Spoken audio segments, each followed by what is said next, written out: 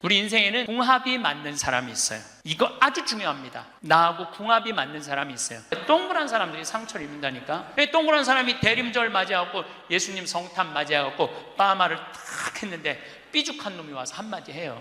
빠마를 왜 그렇게 했어? 얼굴이 떡판 같잖아. 그러면 동그란 사람은요, 가슴에서 피가 떨어져요.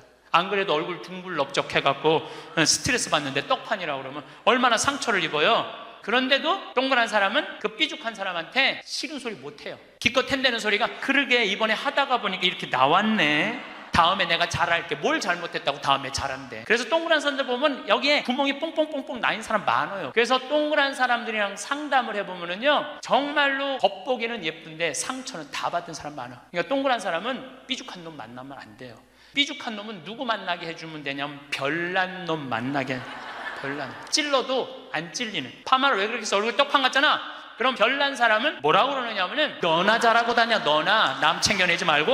이 사람 상처 안 입어요. 나의 진가를 알아주는 사람들에게만 내가 진심을 다하고 최선을 다하면 되지. 나의 진가를 알지 못하는 사람들의 관심을 받으려고 내가 감정을 소모하고 시간을 소모할 필요는 없습니다. 모든 사람들과 친하게 지내고 모든 사람들에게 좋은 평가를 받기 위해 노력하지만, 어차피 우리가 알고 있는 이 세상의 그 유명한 사람들도 다 미움을 받으면서 살았습니다. 정치적으로 유명한 사람들, 역사적으로 유명한 영웅들도 다들 시민들의 미움을 받기도 했는데, 우리가 누군가의 미움을 받는 건 너무 당연한 현상이니까 그것에 상처를 받고 너무 힘들어하지 말라는 것입니다. 나를 좋아해주고 나를 진정으로 알아주는 사람들의 마음만 사면 되지, 모두의 환심과 환대를 받으려고 감정을 소모하지 않아야 합니다. 그것만큼 인생을 살면서 불필요한 게 없습니다. 여러분들 중에서 인간관계에서 받는 스트레스가 많은 분들이 있으실 텐데요. 나이 들수록 정말 친했는데 갈라져 버린 관계도 있을 것입니다. 누가 여러분에게 심하게 말할 때가 있지 않나요? 말을 막 내뱉는 사람들이 있습니다.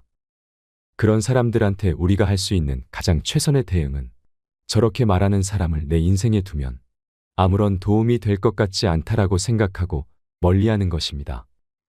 그렇게 상처 주는 사람, 타인을 배려하지 못하는 사람이 내 옆에 길게 남아있는 걸 용납해서는 안 됩니다. 나에게 다정한 말만 하고 따뜻한 말만 하는 사람도, 그 사람과 시간을 보내기에도 내 인생은 짧습니다. 세상에서 가장 무거운 건 남을 미워하는 마음입니다. 남을 미워하는 마음을 들고 있는 자기 자신이 세상에서 가장 힘든 싸움을 하고 있는 것입니다. 그 마음을 내려놓기만 하면 나도 편해지고 삶이 훨씬 아름다워집니다. 그 무거운 걸 모두 내려놓으세요. 누가 너무 밉고 싫으면 그냥 내가 왜 이 미워하는 마음을 짊어지고 이 고생을 하고 있지 생각하면서 그냥 잊어버리세요. 그게 소중한 나를 아껴주는 방법입니다. 상대방이 나에게 똥을 던졌습니다. 그래서 내가 똥이 묻었습니다. 화가 나서 내가 저 사람한테 다시 똥을 던지려면 내 손에 똥을 묻혀야 됩니다. 그런데 지혜롭게 나이 드신 분들은 이걸 깨달았다고 합니다. 살아보니 굳이 내 손에 똥을 묻히지 않아도 세상이 알아서 다 갚아준다는 것을 말이죠. 제가 여러분께 드리고 싶은 말은 당하고만 살아라가 아닙니다. 무슨 얘기를 하고 싶은 거냐면, 누가 나한테 상처를 준 자는 내가 똑같이 역으로 상처를 주지 않아도 세상이 인과응보의 법칙에 따라 순리대로 다 알아서 해결을 해준다는 것입니다. 그러니 그것에 대해서 내가 제일 먼저 해야 될 건 상대를 미워하는 마음을 내려놓는 것입니다.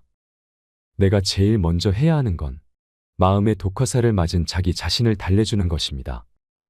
누가 뭐라 해도 타인의 평가에 좌우되지 않는 나는 소중한 사람이에요. 남들이 뭐라 그러건 내 인생의 주인은 나고, 나를 구렁텅이에 빠뜨리는 것도 구렁텅이에서 건져내는 것도 내 자신이에요 라고 말할 수 있어야 합니다. 타인의 말 한마디가 내 인생을 좌우하게 내버려 두지 않아야 합니다. 마음의 상처를 받고 사람에게 상처를 받았을 때 그걸 갚으려고 증오하고 미워하면 내 손해입니다. 쓸데없는 기억은 잊어버리고 내가 내 마음을 치유하고 미워하는 마음 내려놓고 내가 행복한 게 최고입니다. 인생에서 최고의 희열은 넌 할 수 없어라고 손가락질하는 사람들에게 나의 성공으로 복수하는 것이라고 합니다. 내가 어떤 사람인지, 내가 무엇을 해낼 수 있는지를 보여주면 그걸로 충분합니다. 누구도 내 편이 돼주지 않을 때 끝까지 내가 내 편에 남아 있어줘야 합니다. 세상을 살아가며 나를 구렁텅이에 빠뜨리는 것도, 구렁텅이에서 건져내는 것도 다 내 자신이기 때문에 자기 자신을 잘 아껴주고 자기 자신한테 말을 많이 걸어줘야 합니다. 내가 내 마음을 잘 다독이고 내 마음을 잘 컨트롤하는 건 정말 중요하지요. 마음에 감기가 왔을 때 너 왜 이따위밖에 안 되는 인간이야. 너 나가서 죽어야 돼. 너는 이거밖에 못하면 너 진짜 앞으로 살면서 뭘 할래라고 바보 같은 생각은 하지 마세요. 몸이 아플 때 야, 너 어떻게 몸이 아플 수 있어? 당장 밖에 나가서 뛰어라고 하는 바보가 없는 것처럼 마음에 감기가 왔을 때 자기를 혼내지 않는 게 진짜 중요합니다. 사람이라면 감정적으로 약해질 때가 있는 게 사실입니다. 몸도 면역력이 약해져서 감기에 걸릴 수 있는 것처럼 감정에도 마음의 감기가 찾아올 수 있지요. 타인이 그냥 무심코 던진 말이 나의 시간을, 내 인생을 갉아먹거나 나의 감정을 완전히 흐트러 놓지 않도록 해야 합니다. 타인에 의해서 감정이 휘둘리고 타인에 의해서 우울감이 너무 심해지고 타인이 한 말 때문에 내 자존감이 낮아져서 손해보는 그런 일은 없으셨으면 합니다. 타인이 상처를 줬을 때 가해자는 상처를 준 사람이고 이 사람이 나쁜 사람입니다. 그런데 상처를 받은 피해자는 그게 너무 큰 상처가 돼서 너무나도 괴롭습니다. 그렇게 되면 이건 공정하지 않습니다. 그래서 가해자는 자신이 상처 준 행동과 말이 얼마나 심각한지도 모르고 있는데 나 혼자 그걸 끙끙 싸매고 있는 것만큼 이 세상에 불공평한 일은 없다고 생각합니다. 그래서 저는 여러분들이 조금 더 강해지면 좋겠습니다. 내 인생을 성공으로 향하게 하는 것도 결국은 자기 자존감이고 결국은 자기 자신의 몫입니다. 타인이 그걸 대신해 줄 순 없습니다. 내 인생에서 곧 없어져 버릴 인연, 내 인생에서 금방 사라져 버릴 그런 인간관계 때문에 휘둘리지 않았으면 합니다. 만약 당신을 힘들게 하는 사람이 있으면 내 인생에서 저 사람은 변수가 되지 못한다고 생각하고 그냥 멀리하는 것도 인생의 지혜가 될 수 있을 것입니다. 황창현 신부님께서는 세상에 미운 사람이 많지만 속 편하게 사는 방법에 대해 말씀해 주시는데요. 오늘은 사람에게 상처받지 않으려면 어떻게 해야 하는지, 노후를 행복하고 지혜롭게 보내려면 어떻게 해야 하는지 듣겠습니다. 영상이 마음에 드신다면 구독과 좋아요 부탁드리겠습니다. 그리고 내 곁에 소중한 이들에게 이 영상을 공유해 주세요. 황창현 신부님의 행복특강, 지금 바로 시작하겠습니다. 내가 40이 돼서 제일 감사한 것 중에 하나가 미운 사람이 하나도 없는 거예요. 미운 사람이 없다 보니까 마음의 평화를 많이 찾게 되더라고요. 근데 문제는 마음에 안 드는 놈들은 너무 많아. 근데 여러분들 인생 살면서 모든 사람들이 마음에 들 수 있을까요?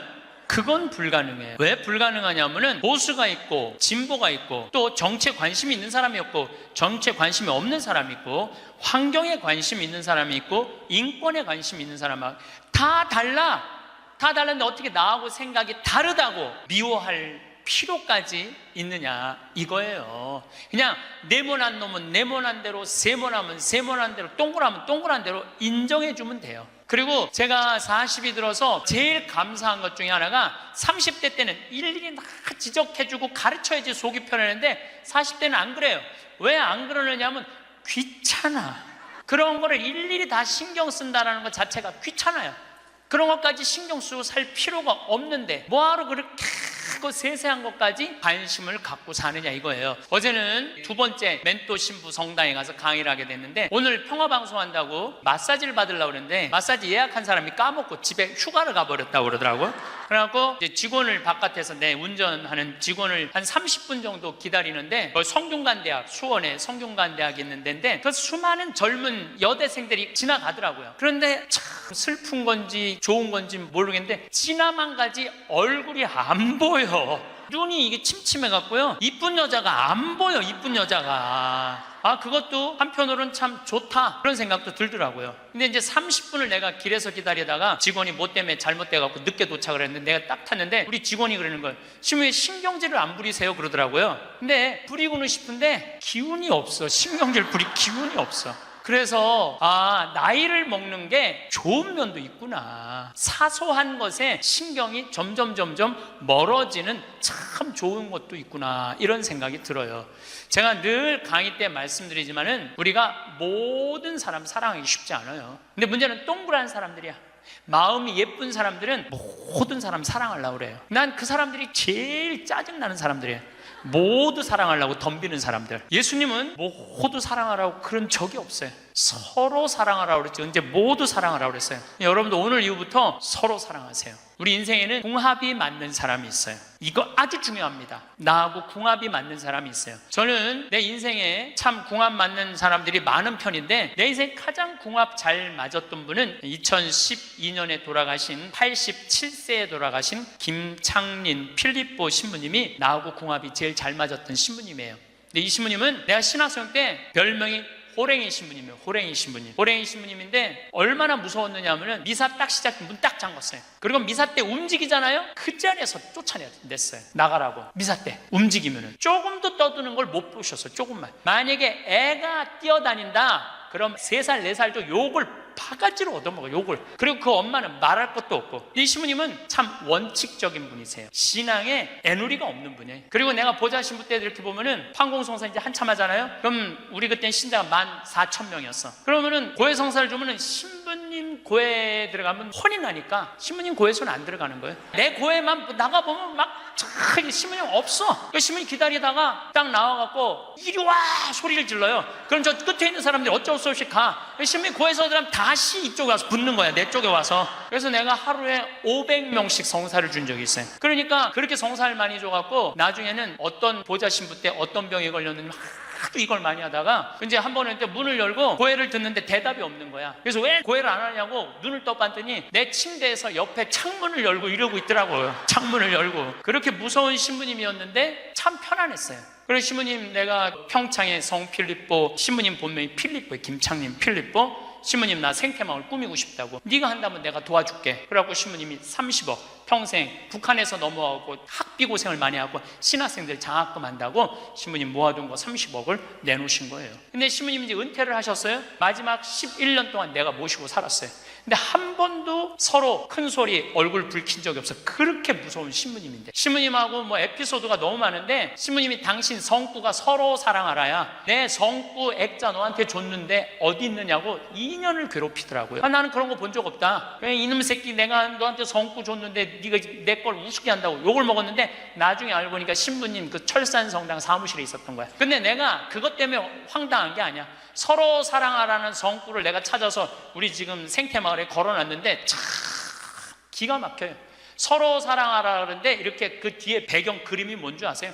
호랑이 2마리가 서로 끌어안고 있는 거야. 하여튼 호랑이. 그런데도 신부님하고 마지막까지 정말로 아버지 아들같이 잘 지냈어요. 근데 이제 신부님이 2월 15일 날 입원하셨는데 뭐 이제 한 3개월 보름 정도 했는데, 월요일 날 돌아가실 것 같아서 우리 주교님들 다 모이고 교구청 신부들 다 모여갖고 돌아가신다고 그러는데, 신부님이 안 돌아가시는 거야. 밤 12시가 돼도. 그러니까 뭐 주교님 뭐 황신부 있을 거지, 우리 각계 뭐 교구청의 신부들 우리 각계 다 가고 나만 있는. 돌아가시는 언제 돌아가시나 보는데 새벽 3시까지도 안 돌아가시네.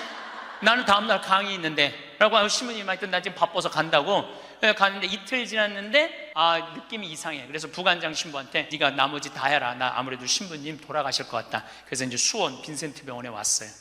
딱 왔는데 신부님이 이틀 동안 혼수 상태에 계시더라고. 그래서 내가 신부님 귀에다가 이렇게 말했어요.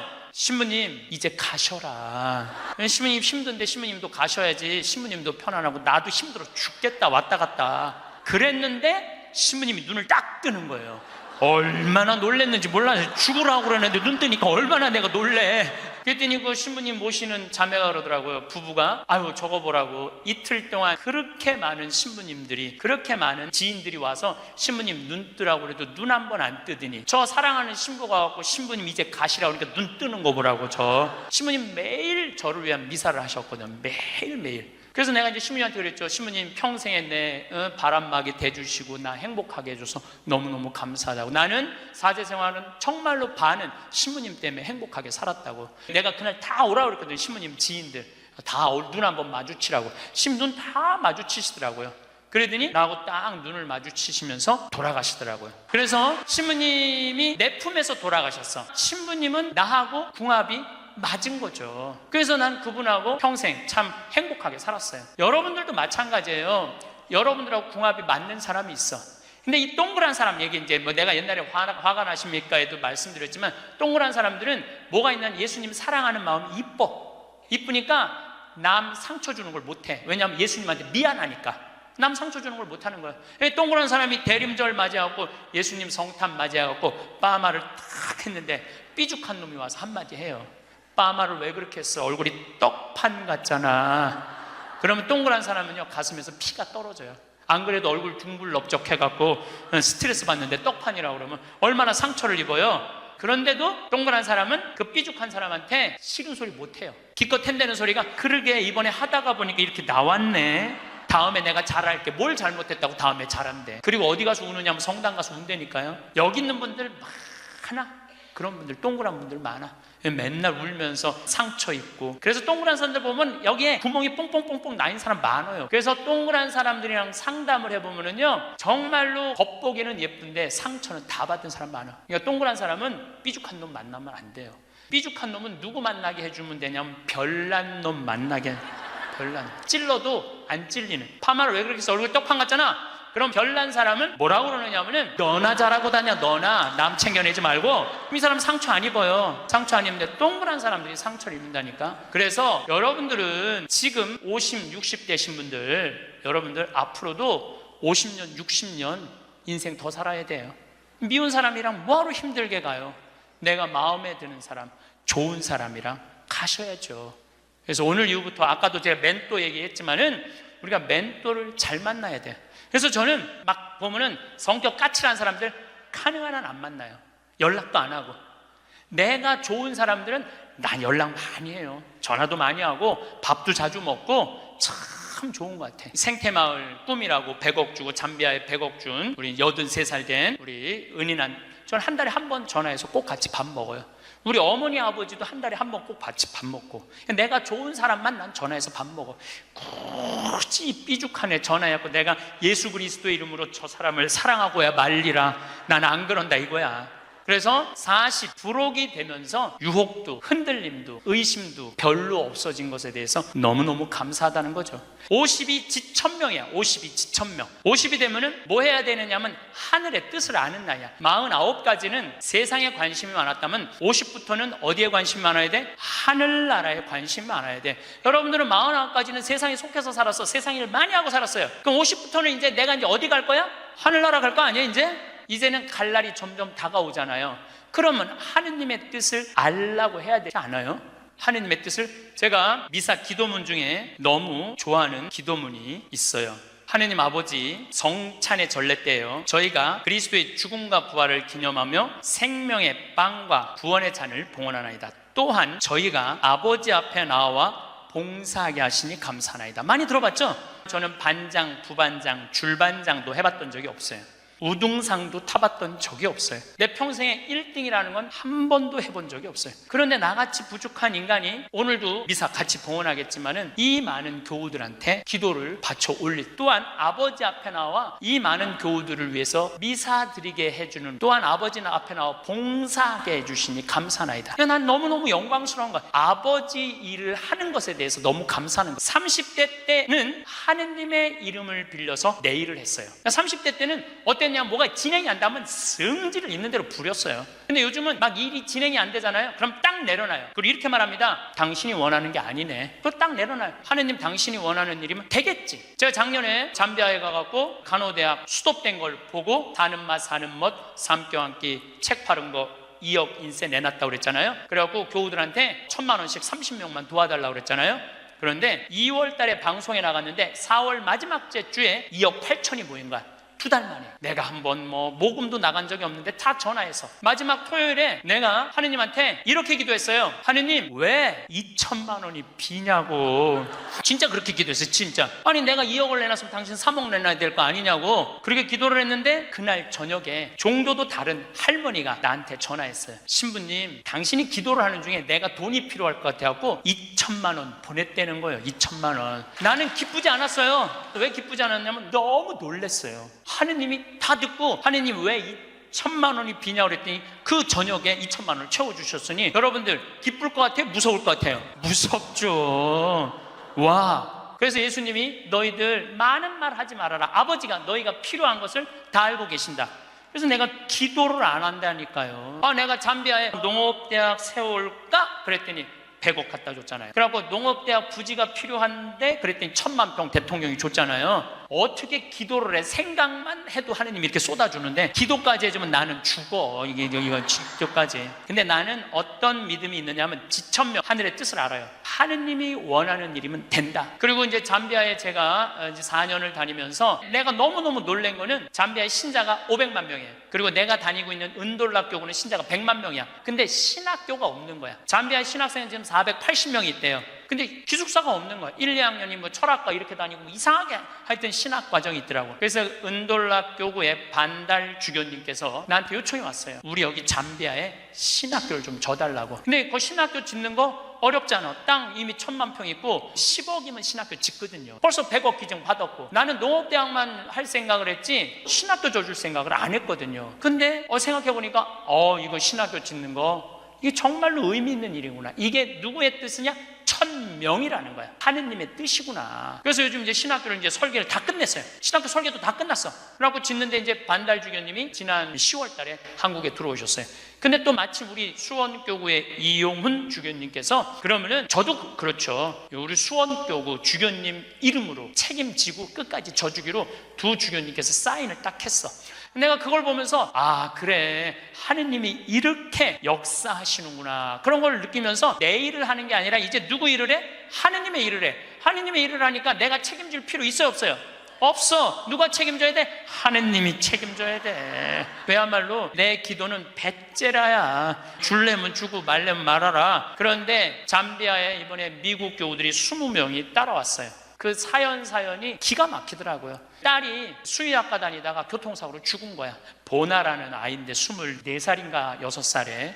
근데 그 딸 생일날 잠비아에서 보나샘이라고 샘을 판 거예요. 근데 그분들이 그 주교님을 만나더니 우리도 잠비아에 신학교 짓는데 자기네들이 가능한 한 100만 달러 다 모아보겠다는 거예요. 이게 내가 그런 일을 저지르는 게 아니라 하느님이 알아서 하는 거야. 나는 뭐만 해? 심부름만 하는 거야. 또한 아버지 앞에 나와 봉사하게 하시니 감사하나이다. 여러분들 여기 50대신 분들, 50 넘으신 분들 아직도 세상 것에 연연하고 매달린다면 언제 1000명 하늘의 뜻을 알 거예요. 이제 이 세상 돌아가는 삼라만상 이치 다 할 나이 아니에요. 50이 되면은. 그렇다면은 내가 이 세상에서 하나라도 더 가지고 끝나는 게 아니고 이 세상에서 하느님 보시기 좋은 일을 하고 가는 게 중요하다는 거예요. 욕심을 버리시면은요, 여러분들 마음 안에 기쁨이 있어. 저는 요즘 미사 때마다 저 100만 명이 아무 사고 없이 크게 서로 막 경찰이 막 체류탄 물대포 쏘고 이런 일 없이 우리의 의사를 잘 표현하게 해달라고 아무 사고 없이 기도해요. 우리나라 평화를 위해서. 내가 우리나라 평화를 위해서 미사일 지향을 내가 드릴 수 있는 사제가 된다는 거 너무 감사하더라고요. 여러분들도 하느님 아버지, 내가 구역장으로 봉사하게 하시니 감사하나이다. 하느님 아버지, 내가 성모회장으로 봉사하게 하시니 감사하나이다. 하느님 아버지, 내가 반장으로 봉사하게 하시니 감사하나이다. 이렇게 기도해야 돼. 62순이라고 해. 62순. 이순이라는 건 뭐냐면 60이 되면 귀가 편안해야 되는 나이에요. 화가 나지 말아야 돼. 누가 내 욕을 해도 화가 나지 말아야 돼. 근데 60대 분들 막 누가 내 욕을 해. 그럼 뭐라 그래? 나를 내가 산전수전 다 겪었는데 날 뭘로 보고 내 욕을 해? 내가 이놈을 뻔때를 보여주리라. 이때부터는 나이를 헛먹는 거예요. 누가 내 욕을 해도 화가 나지 말아야 돼. 내 커피숍 하는 친구가 있어. 이 친구가 해준 얘기예요. 무슨 얘기냐면은 1시에 자기 커피숍에 60 먹은 아줌마 10명이 들어오더래요. 그래갖고 야, 커피 한 잔이 6,000원, 7,000원이니까 한 7만 원 버나 보다. 근데 아줌마들이 딱 들어와서 한다는 소리가 우리가 지금 개 모임을 해갖고 밥을 많이 먹어갖고 배가 불러서 3잔만 시키겠다고. 3잔만 시키더래요. 그랬더니 요즘 리필이 다 되잖아요. 한참 먹더니 리필해달라고 그러더래. 리필. 또 그 큰 컵에다 리필을 다 해준 거야. 그랬더니 다시 오더니 그러더래요. 이거 우리 귀양 리필해준 거 우리 나눠 먹게 잔 좀 더 달라고. 그래갖고 1시부터 3시까지 10명이 3잔 시켜서 온갖 수다 그냥 다 박장대소 하고 막 깔깔거리면서 3잔 값을 내고 나가더래요. 너무 가슴이 아프더래요. 왜냐하면은 전기세도 있고 자리세도 있고 월세도 내야 되는데 저 아줌마들 10명이 들어와서 3잔만 시켜서 먹고 나가. 얼마나 가슴이 아픈지 몰라요. 여러분들 돈이 없으면은 막심 골드 그 150원이야 스틱 커피 그거 10개 사면 1,500원이야. 그럼 보온병 사다가 종이컵 사다가 종이컵은 안 되지만은 그냥 그 앞에 공원이거든. 그거 먹으면 되지. 왜 그 남의 상처를 이걸 뭐라고 하냐면은 나이값도 못한다고 그러는 거야. 늙으려면 어떻게 늙어? 곱게 늙어. 늙으려면 곱게 늙어야 돼. 나이를 먹으려면은 제대로 먹어야 된다는 거예요. 나는 그래서 우리 직원들 장 보러 나갈 때 절대 못 깎게요. 돈 못 깎게. 그거 300원 400원 깎아서 뭐해. 우리 직원이 지난번에 그러더라고. 자기가 호박을 사는데 한 푼도 안 깎길래 하나 더 얹어주길래 이거 우리 신부님이 깎지 말라고 그런다고. 나도 농사 짓는 사람이라요. 참 그 농사가 얼마나 어려운데 할머니들이 두릅 따 갖고 나오고 쑥해 갖고 나오는 거 300원 깎는다 200원 깎는다 그러다 안 깎아주면 또 그냥 건너 갖고 사고 돌아다니면서 상처는 다 주고 다녀. 그리고 나 돈 아꼈다고. 그 정도로 200원 300원 깎고 돈 아낄 정도로 돈이 없으면은 그냥 집에 가만히 앉아 있어. 돌아다니지 말고. 그래서 나이값을 해야 된다는 거예요. 늙으려면 어떻게 늙어? 곱게 늙어야 돼. 그리고 60이 되면은 이순이라는 게 뭐냐면은 누가 내 욕을 해도 화가 나지 말아야 되는 것뿐만 아니라 이해 안 되는 게 없어야 돼요. 삼라만상 우주 아까 1000명이라고 그랬잖아요. 1000명 안에는 우주 만물의 조화까지 다 알아야 돼. 60이 되면은 이해 안 되는 게 없어야 돼. 신부님도 옷 벗고 나가면 내가 저 신부님 더럽다고 저 신부님 저럴 수 있느냐고 내가 그렇게 안 봤는데 욕이나 하고 돌이나 던지고 그건 나이를 헛먹는 거예요. 그 신부는 얼마나 힘들었겠어. 인생 살면서 자기 맞지도 않는 옷 입고 이러지도 못하고 저러지도 못하고 부모님 상처 줄까 봐 옷도 못 벗고 얼마나 힘들겠어. 그 정도 이해는 돼야지. 60이 돼갖고 옷 벗고 나가면 나는 이해가 안 되네. 저 신부님 왜 옷을 벗고 나갔을까. 그래서 60이라는 건요 정말 아름답기 시작한 나이예요. 저는 60된 여자친구들이 많아요. 진짜로. 근데 60된 분들하고 이렇게 대하면 참 편안해요.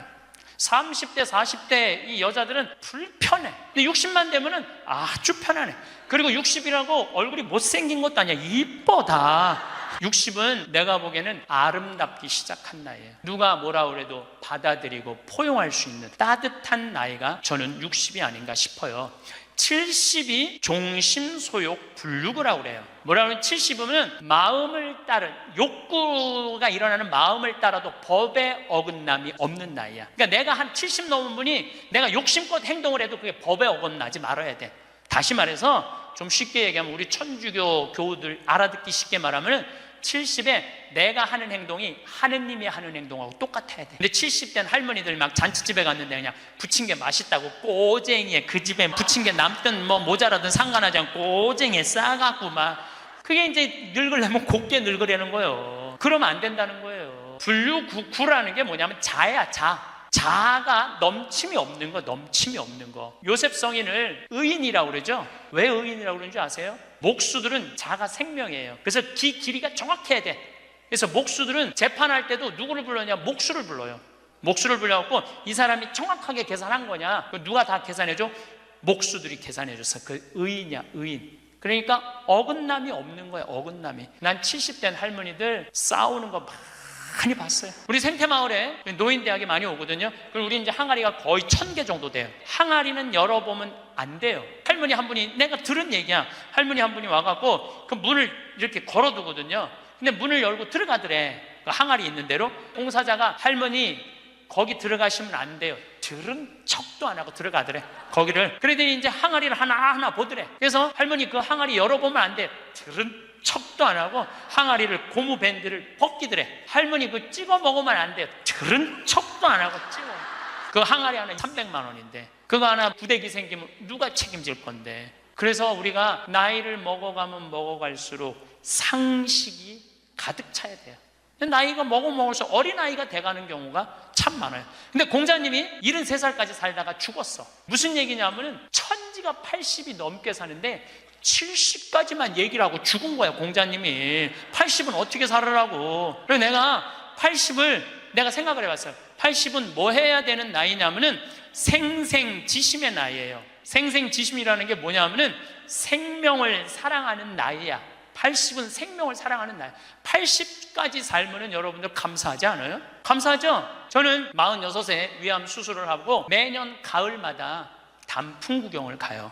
셋째 주 월요일 날 우리 부관장 출신 신부들하고 단풍 구경을 가는데 너무너무 아름답더라고. 그때 내 기도문이 뭐냐면 하느님, 올해도 단풍을 보게 해주셔서 감사합니다. 이렇게 아름다운 단풍을 보게 해주셔서 감사합니다. 근데 80이 된 분들은 단풍을 몇 번을 보는 거야? 80번을 보는 거 아니에요. 얼마나 감사해. 근데 80 먹은 할머니들 뭐 다리도 아프고 허리도 아프고 뭐 귀찮지. 근데 이렇게 말해요. 아, 늙으면 죽어야 돼. 사는 게 귀찮아. 사는 게 재미가 하나도 없어. 내가 인생 살아보니까 믿을 놈 한 놈도 없어. 머리 검은 짐승한테는 잘해주는 게 아니야. 80 먹은 할머니가 이렇게 부정적인 얘기를 하면은요, 이 할머니는 인생을 실패한 할머니예요. 생명을 사랑하는 나이. 오늘도 이렇게 하루를 나한테 선물로 주신 하느님한테 감사하다고. 진달래를 보면 이번에도 한 번 더 이 아름다운 진달래를 보게 해주셔서 감사하다고. 단풍을 보면 이 아름다운 단풍을 한 번 더 보게 해주셔서 감사하다고. 살아있음에 대해서 감사하고 생명에 대해서 사랑하는 마음. 요즘 대리임 때 우리 직원들 마니또를 해요. 작년에 느닷없이 마니또를 하자고 그러더라고요. 그래서 이제 쭉 뽑았어. 우리 직원이 40명인데 나는 이제 60 먹은 형제가 뽑혔어요. 근데 한 달 동안 그 형제만을 위해서 기도한다는 게 좀 그렇더라고요. 왜냐하면 내가 40명의 목자인데, 그래서 내가 매일 한 명씩 이름을 부어서 묵주기도 5단을 해줬어요. 나는 어떤 신념이 있느냐면 하루에 묵주기도 5단 이상 하면 안 된다는 신념이 있어요. 5단도 힘들어 죽겠는데 막 20단, 30단 하는 사람들 보면은 놀라워. 뭐 한다고 20단, 30단씩이나 해. 그런데 날짜는 30일인데 직원은 40명이잖아요. 그러니까 5단은 무조건 선물로 줘야 될 거 아니야. 하루에 10단을 하게 되더라고요. 그런데 하루가 너무 충만한 거야. 막 10단을 하니까 더 충만한 거야. 이 남을 위해서 기도하는 게 참 좋으네. 너무 좋더라고, 기도하는 게. 1월 달에 딱 태어났는데 우리 어머니 아버지 막내 세연이라고 이제 증손녀가 태어났는데 23명이야. 매일 한 명씩 묵주기도 5단을 했어요. 2월 달에는 내가 이제까지 살아오면서 나하고 사이 좋았는데 죽은 사람들 위해서 묵주기도 5단. 여러분들 여기 화랑에 작년 12월 14일 날 내 친구 신부 김순겸 사도 요한 신부가 모잠비크에서 선교사 하다가 죽었어, 교통사고로. 근데 그 신부가 그림 그린 거 여기 지금 전시해요. 난 그렇게 그림 잘 그리는지 몰랐어. 지금 아까 내려왔다 왔는데 너무 그림 잘 그리더라고. 우리 순겸이 신부, 뭐 성모님이 너무 사랑하지만 천당 가게 해달라 그러고, 뭐 또 뭐 안토니오 신부, 뭐 여러 신부들, 또 내가 뭐 글라라, 여러 뭐 하여튼 죽은 사람들 한 달 동안 기도해 주니까 기분이 내가 너무 좋더라고. 그래서 3월 달부터, 올해 3월 달부터는 이제까지 어려서부터 지금까지 나한테 잘해줬던 사람을 위해서 묵주기도를 맨날 해요. 신부님 미운 사람 없어요? 여러분들, 내 가슴이 얼마나 넓다고 미운 놈까지 다 고이 간직해야 돼? 그렇지 않아요? 여러분들, 미운 사람 꼭 가슴에 간직해야 돼요? 미운 사람 빨리 빼버리세요. 그리고 어떤 사람만 간직하면 돼? 좋은 사람, 소중한 사람만 하면은 그러게도 우리 인생은 벅차요. 6.25 전쟁 똥구멍이 찢어지게 가난할 때 그때 내 돈 떼어먹고 도망간 놈, 내 상처 준 놈 그냥 기억할 필요가 뭐가 있냐 이거예요. 80이 돼서 이제까지 큰 사고 없이 6.25 넘어오고 그 힘든 거 다 넘어와서 지금 살면은 오늘 하루 밥 세끼 먹으면 감사하면 돼요. 그래서 80 되신 분들은 입에서 뭐가 나와야 돼? 감사가 나와야 돼. 15에 지우악하고, 30에 립하고, 40에 부록하고, 50에 지천명하고, 60에 이순하고, 70에 불류구하고, 80에 생생지심의 단계에 내가 갔는가? 나는 지금 어떤 단계인가? 나는 뜻도 안 세운 거 아닌가? 뜻도 안 쓰고 공부도 안 하고 또 내가 섰다면은 어떻게 살아가야 될 것인가 쓴 사람으로서 그 나는 정말로 욕심 없이 유혹받지 않고 악의 유혹을 받지 않고 정직하게 살아가는 주님 보시기에 좋게 살아갔는가 그리고 하늘의 뜻은 내가 알고 있는가 그리고 마음이 평화롭게 이순하고 있는가 내가 하는 행동이 하느님이 하는 행동하고 똑같은가 그리고 생명을 사랑하는 나인가 그걸 알아야 돼 그러면은 그런 정도의 사람이 되려고 그러면 공부해야 돼 신부님 저는요 신학교 공부했죠 환경공학 공부했죠 그 다음에 글 공부했어요 그래서 저는 한국문인 회원이고 국제 팬클럽 회원이에요 물론 우리 가톨릭 문인 회원이에요 그래서 글 쓰는 공부 많이 했어요 제가 잘났다는 게 아니고 끊임없이 공부하는 걸 게을리하면 안 돼요 사도 바오로 보통뿐이 아니야 사도 바오로가 예수님이 30년에 돌아가셨는데 사도 바오로는 35살에 개종을 해요 5년 동안 천주교 신자를 얼마나 많이 박해했는지 몰라 집집마다 다니면서 잡아 감옥에다 가뒀어요 스테파노 죽일 때 옷 들고 있었고 그리고 다마스커스로 가다가 말에서 떨어지죠 예수님이 사울아 사울아 왜 나를 박해하느냐 그리고 35년서부터 45년까지 10년 동안 돌을 닦아요 돌을 그리고 바오로 사도는 안티오키아 교회를 바르나바 사도하고 세우면서 46년부터 1차 선교, 2차 선교, 3차 선교, 4차 마지막 로마까지 가는 그래갖고 64년에 죽어요 그러니까 거의 60살 정도 30년 동안 하느님 일을 하다가 죽어 33년 정확하게 33년 내가 신학교 때 이런 거 몰랐어요 요즘 공부하면서 알아 공부하면서 너무 재밌더라고 신부님은 팔자가 좋아갖고 대학 다니고 싶으면 대학 다니고 대학원 다니고 싶으면 대학 다니고 그 다음에 무슨 교수한테 글 배우고 싶으면 글 배우고 신부님 팔자가 좋죠 여러분들 내가 팔자가 좋은 게 아니에요 여러분들도 얼마든지 배울 수가 있어 내가 지금 왜 이 핸드폰을 들고 왔다 갔다 하느냐면은 여기에 대학이 들어있어요 여기 유튜브를 통해서 모든 교수들 강의를 다 들을 수 있어요 역사를 배우고 싶으면 역사를 치면 나오고 철학을 배우고 싶으면 철학을 나오고 성서를 치면 성서가 나오고 그냥 너무너무 많아 휴대폰에 이거 맨날 메시지하고 전화 받는 걸로 하지 말고 신부님 이거 어떻게 찾아요? 손자들한테 해달라고 그래 이렇게 얘기하세요 얘야 나 소크라테스 변론이라는 거 듣고 싶은데 이거 좀 내가 누르면 바로 나오게 해줘라 그럼 걔 그거 찾아서 걔도 공부해 맨날 게임만 하다가 할머니가 이거 좀 깔아달라고 그러면 걔 기가 막히게 깔아줘요 누르면 나와 누르면 결국은 내가 서야 돼 내가 깨우쳐야 돼 배우고 익히니 이 또한 기쁘지 아니한가 라는 우리 공자님 말씀대로 저는 여러분들이 공부했으면 좋겠어요 공부를 하면은요 소크라테스 말씀처럼 지식은 덕으로 가고 덕은 곧 행복으로 이어진다는 거예요 그래서 열심히 공부하셔서 조금 더 성숙한 사람으로 변화돼 나갔으면 좋겠어요 감사합니다 황창현 신부님의 강의가 어떠셨나요? 마음이 예쁜 사람일수록 모두를 사랑하려 하기 때문에 마음의 상처를 많이 받는다고 합니다. 마음이 동그란 사람은 가슴에 구멍이 나 있는 사람이 많다고 하지요. 그래서 동그란 사람은 삐죽한 사람을 만나지 말아야 합니다. 삐죽한 놈은 찔러도 피 한 방울 안 나오는 별난 놈을 만나게 해주면 됩니다. 나를 소중히 대해주는 사람과 함께하기에도 모자란 인생입니다.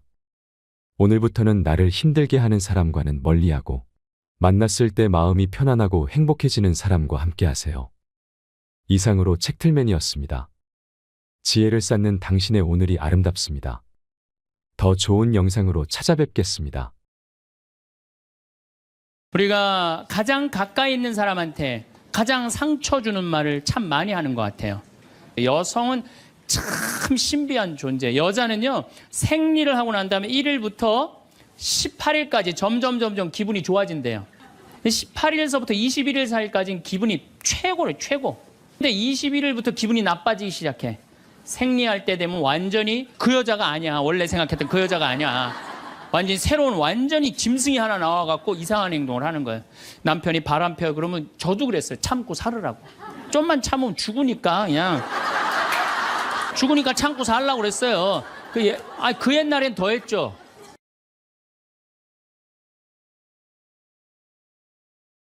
인간이 살아가면서 말처럼 중요한 것이 없습니다.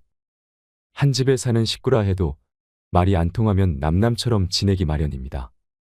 사회에서도 말이 안 통하면 힘 있는 자들의 독재로 흘러갑니다. 국제관계에서는 말이 안 통하면 전쟁이 일어나기도 하지요. 정치인들이 입버릇처럼 말하는 소통은 다름 아닌 서로 말이 통하게 하자는 뜻입니다. 사람은 말 한마디에 인생이 바뀌기도 합니다. 박지성 선수는 수원공고 시절부터 축구 실력이 뛰어났지만 프로축구팀은 물론 대학에서도 그의 가치를 알아보지 못했다고 합니다. 당시 명지대 축구 감독은 박지성의 진가를 알아보고 선발하려고 했지만 축구팀 정원이 다 차서 할 수가 없었습니다. 박지성 선수는 어쩔 수 없이 명지대 테니스학과 정원을 빌려 입학했습니다. 그 후 박 선수는 히딩크 감독을 만나 제2의 인생을 살게 됩니다. 프로 선수도 아니고 유망주도 아니었던 박 선수를 뽑았던 히딩크는 비난 여론을 감내해야 했습니다. 미국 골든컵에서 부상을 입고 좌절하고 있던 박 선수에게 히딩크는 통역을 통해 한마디 건넵니다. 당신은 훌륭한 선수가 될 자질이 있다. 박지성 선수는 자서전에서 일분의 칭찬이 자신의 인생을 바꿔놓았다고 고백했습니다. 그때부터 자신 있게 모든 경기에 임했던 박지성 선수는 세계적 축구 명문 구단인 영국 맨체스터 유나이티드에서 뛸 만큼 세계적 축구 선수가 됐습니다. 말과 말하는 사람에는 등급이 있습니다. 생명을 살리는 말씀을 하는 사람이 있는가 하면 좋은 열매를 맺는 말씨를 뿌리는 사람, 기분을 나쁘게 하는 말투를 가진 사람이 있습니다. 자살을 결심한 천주교 신자 한 명이 죽기 전 마지막으로 미사에 참여하러 성당에 갔다고 합니다. 그날따라 신부님 강론 말씀이 위로와 용기를 줬답니다. 결국 마음을 바꿔 성당을 나오면서 열심히 살아보기로 했습니다. 이것이 바로 생명을 살리는 말씀입니다. 마틴 루터 킹 목사는 1960년 흑인에게 투표권이 주어지지 않았을 때 I have a dream이라는 연설로 많은 흑인의 가슴에 희망을 심어줬습니다. 나는 피부 색깔로 사람이 평가받지 않고 그 사람의 인격에 의해서 평가받는 세상이 오기를 꿈꾸고 있습니다. 그 유명한 연설은 오늘날 미국 사회가 흑인 대통령을 선출하는 역사로까지 발전하는데 큰 몫을 한 말이 됐습니다. 말을 가장 험하게 쓰는 관계는 가족 간입니다. 특히 자식이 부모 뜻대로 되지 않을 말을 함부로 하는 경우가 많습니다. 공부를 못하면 죄인으로 여기는 대한민국 자식들에게 좋은 말로 격려해주는 부모가 얼마나 있을까요? 용기를 북돋워주는 말을 들으면서 자란 청소년들은 어디서나 당당하게 살아갈 자신감을 얻습니다. 특히 어린아이에게 무심코 뿌린 말씨는 그 아이 인생을 결정하기도 합니다. 2009년 한 방송사에서 한글날을 맞아 재미난 실험을 방송한 적이 있습니다. 밥을 지어서 한쪽에는 아나운서들이 고마워, 사랑해, 보고 싶었어 같은 긍정적 말을 하게 하고 다른 한쪽에는 꼴 보기 싫어, 쳐다보기도 싫어라는 부정적 말을 하도록 했습니다. 한 달이 지나자 놀라운 일이 벌어졌습니다. 좋은 말을 한 밥에는 향기가 나는 하얀 누룩이 핀 반면 부정적 말을 한 밥은 새카맣게 썩어버렸습니다.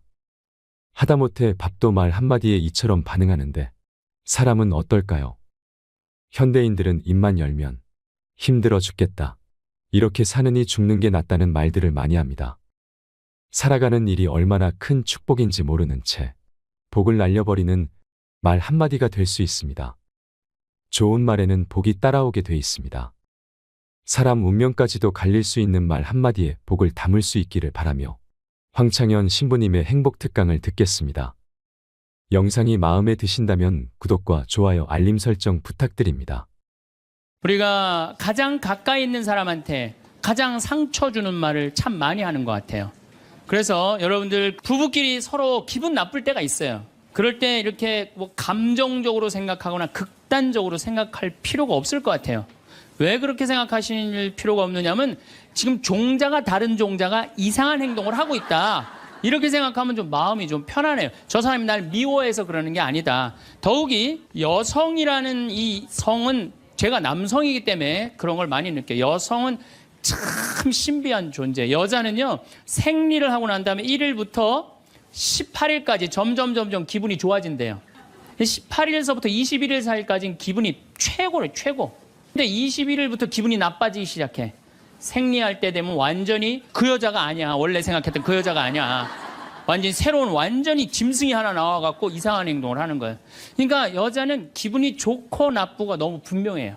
좋을 때는 한없이 좋고 나쁠 때는 또 한없이 나쁜 경우가 있어요. PMT라고 이게 여자는 그 생리 전 긴장감이 있대요.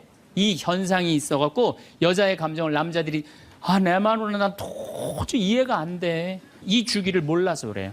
더욱이 여자가 한 18일에서 21일 사이는 기분이 얼마나 좋으냐면은 처녀 때도 이때 만약에 파티장에 가고 술을 먹는데 남자를 보면은요 모든 남자가 다 멋있게 보인대.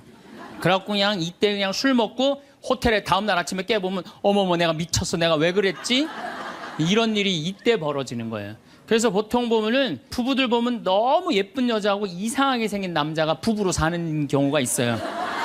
이 경우는 18일에서 21일 사이에 만난 경우에 이 경우는 전혀 어울리지 않는데도 같이 사는 경우가 있어요. 그걸 뭐 번개 맞은 사랑, 운명 같은 사랑 그런 거 아니에요. 그런데 이게 결혼할 때만 이런 현상이 일어나는 게 결혼하고도 계속 이 주기가 반복되는 거예요. 그러니까 남자들도 이걸 이해를 못하니까 답답한 거. 저 여자가 왜 저러나? 느닷없이 왜 신경질을 부리지? 또 느닷없이 너무너무 잘하고. 이런 주기, 본인들도 아마 그런 주기에 대한 인식이 있으실 거예요. 인간이라는 게 그렇게 복잡한 것 같아. 근데 옛날에는 이렇게 복잡해도 몰라도 됐어요. 그냥 참고 살고 그냥 견디고 살고 성당에서 십자가 생각하고 참으라고 그러면은 그냥 참고. 제가 20년 전만 해도 뭐 신부님 남편이 때려요, 남편이 바람 펴요 그러면 저도 그랬어요. 참고 살으라고. 좀만 참으면 죽으니까 그냥 죽으니까 참고 살라고 그랬어요. 그 옛날엔 더 했죠.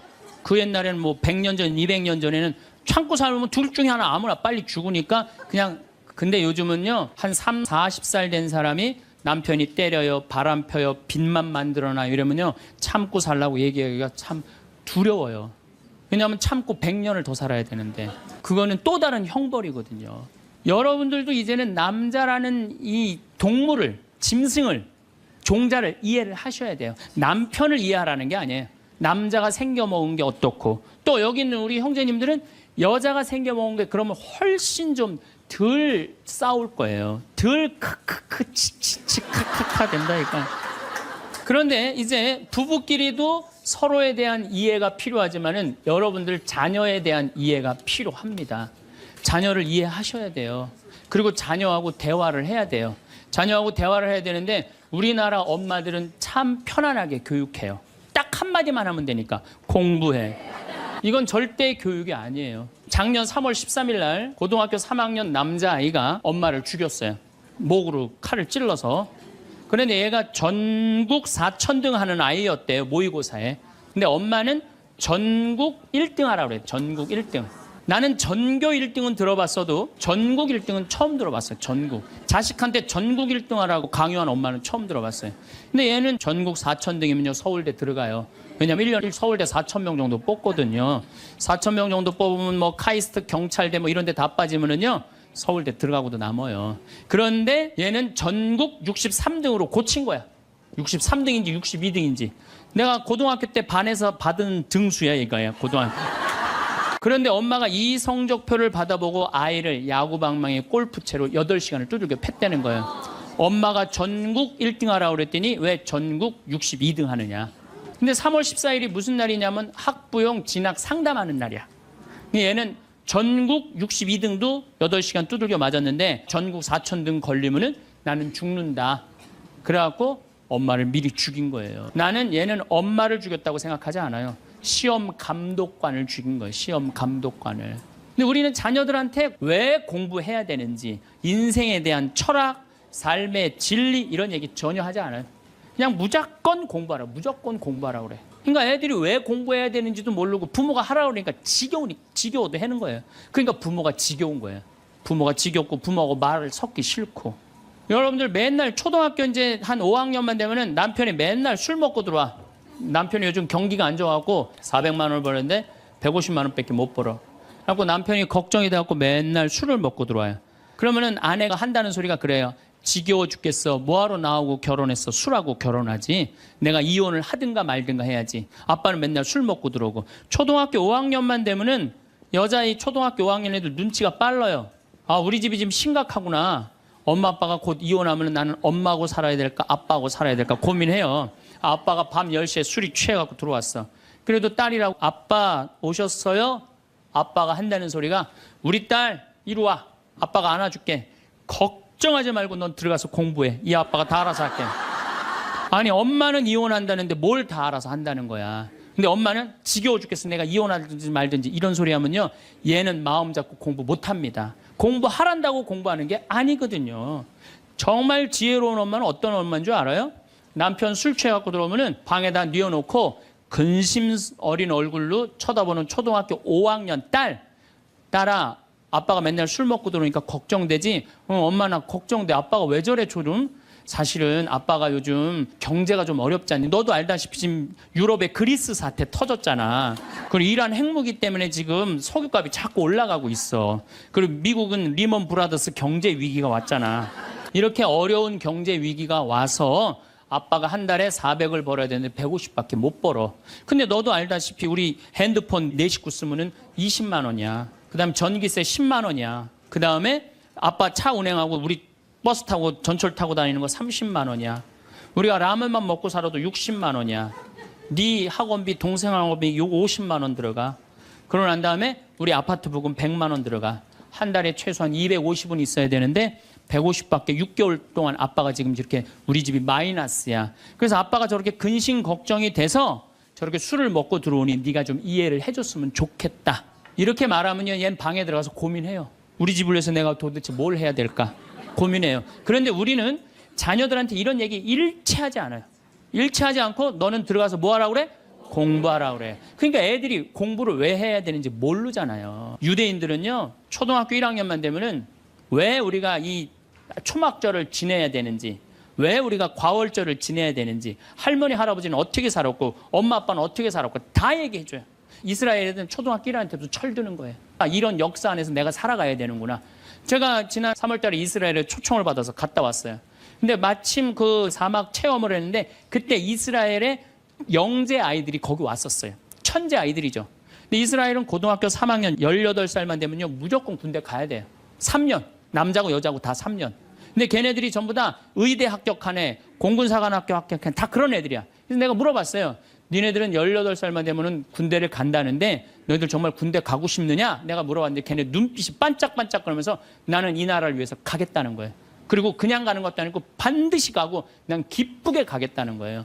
얘네들은 역사, 의식, 가정의식 다 있는 거야. 우리나라 애들은 20년 동안 역사 얘기도 안 듣고 사람 살아가는 도리 얘기도 안 듣고 무조건 뭐만 하라고 그래?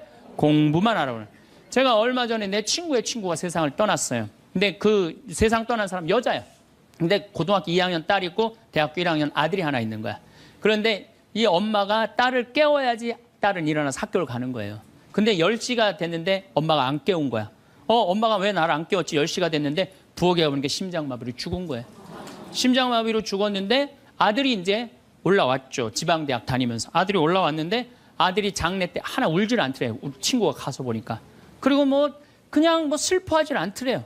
그런데 장례하는 날 아빠한테 그러더래요. 아빠, 나 내일 MT가 있는데 나 그거 꼭 가고 싶은데 나 어떻게 하면 좋으냐고. 나 내일 MT 가게 해달라고 그러더래요.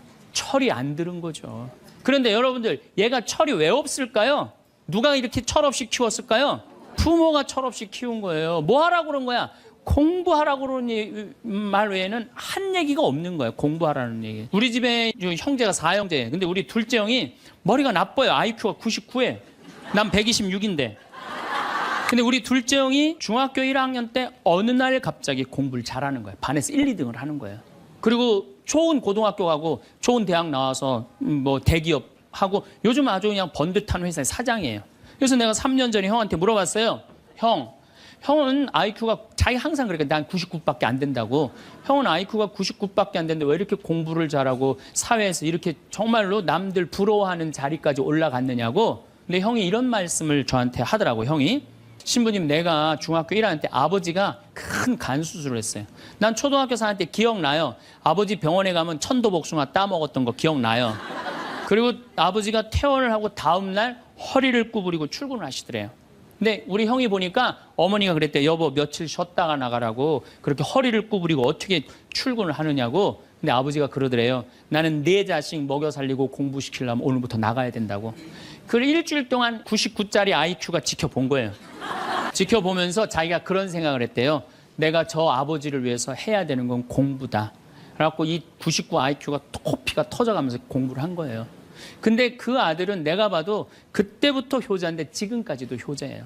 왜? 부모의 삶에 동참했기 때문에. 여러분들은 자녀를 여러분들 삶에 얼마나 동참시키세요? 어제 내가 평창에서 강의를 했는데 할머니 한 분이 평생 한 번도 그런 얘기 안 했대. 자식한테 먹여주고 재워주는 거 외에는 한 게 없다는 거예요. 여러분들 개는요 10마디 알아듣는데요. 기다려, 앉아, 손, 엎드려 이 정도 알아듣는데요. 그리고 원숭이는 한 30마디 알아듣는데 자기네들끼리도. 사람은 적어도 하루 한 집에서 살면서 10,000마디는 해야 된대요. 근데 우리가 자녀들한테 무슨 얘기해? 일어나, 밥 먹어, 학교 가, 숙제, 공부해, 시험은 10마디 정도밖에 안 한 거야. 20년 동안. 하느님을 사랑하는 거, 사람을 사랑하는 거, 살아가면서 사람의 도리, 우리 집안의 내력 그런 얘기 생전 안 하는 거예요. 생전. 내가 어떤 고민을 하는지, 내가 어떤 갈등 속에서 사는지, 아빠하고 어떤 추억이 있는지 그런 거 전혀 모르는 거예요. 밥만 먹여주는 부부. 그러니까 10마디 이상 안 하는 거예요. 그러니까 내가 자녀를 키우면서 계속 들어가서 공부해 10마디 이상 안 한 이 집은 무슨 집이냐? 개 같은 집이에요. 개 같은 집. 사람 집이 아니에요. 사람 집이 아니에요. 다정한 대화를 할 수가 없는 거야. 그러니까 우리 이 둘째 아들은 정말 그때부터 지금 나이가 50이 넘었는데 아직까지도 효자예요. 나보다 신부가 됐으면 더 잘 살았을 거예요. 둘째 형이. 근데 큰형은 이제 우리 어머니 아버지가 이제 휴가를 이제 우리 생태마을 요즘은 이제 거의 못 오시는데 휴가를 오면 이제 누나, 큰아들, 둘째 아들이 돌아가면서 모시고 와요. 근데 이제 뭐 큰아들도 자기도 뭐 조그만 공장을 하는데 바쁘니까 바쁜 와중에 어머니 아버지 모시고 오는 거 아니에요. 오다가 어머니가 아이고 얘야 묵주를 까먹었다 그러면 신경질을 부린대요. 바빠 죽겠는데 어떻게 하라고 그러냐고 지금 일주일만 손가락으로 하고 오라고 그냥 그런대요. 근데 둘째 아들은 어머니가 평창에 오다 얘야 묵주를 까먹었다 그러면 둘째 아들은 그런데 우리 어머니가 저한테 해준 얘기예요. 어머니 걱정하지 마세요. 톨게이트 앞에서도 그런데 어머니 걱정하지 마세요. 차 돌리면 되죠 뭐.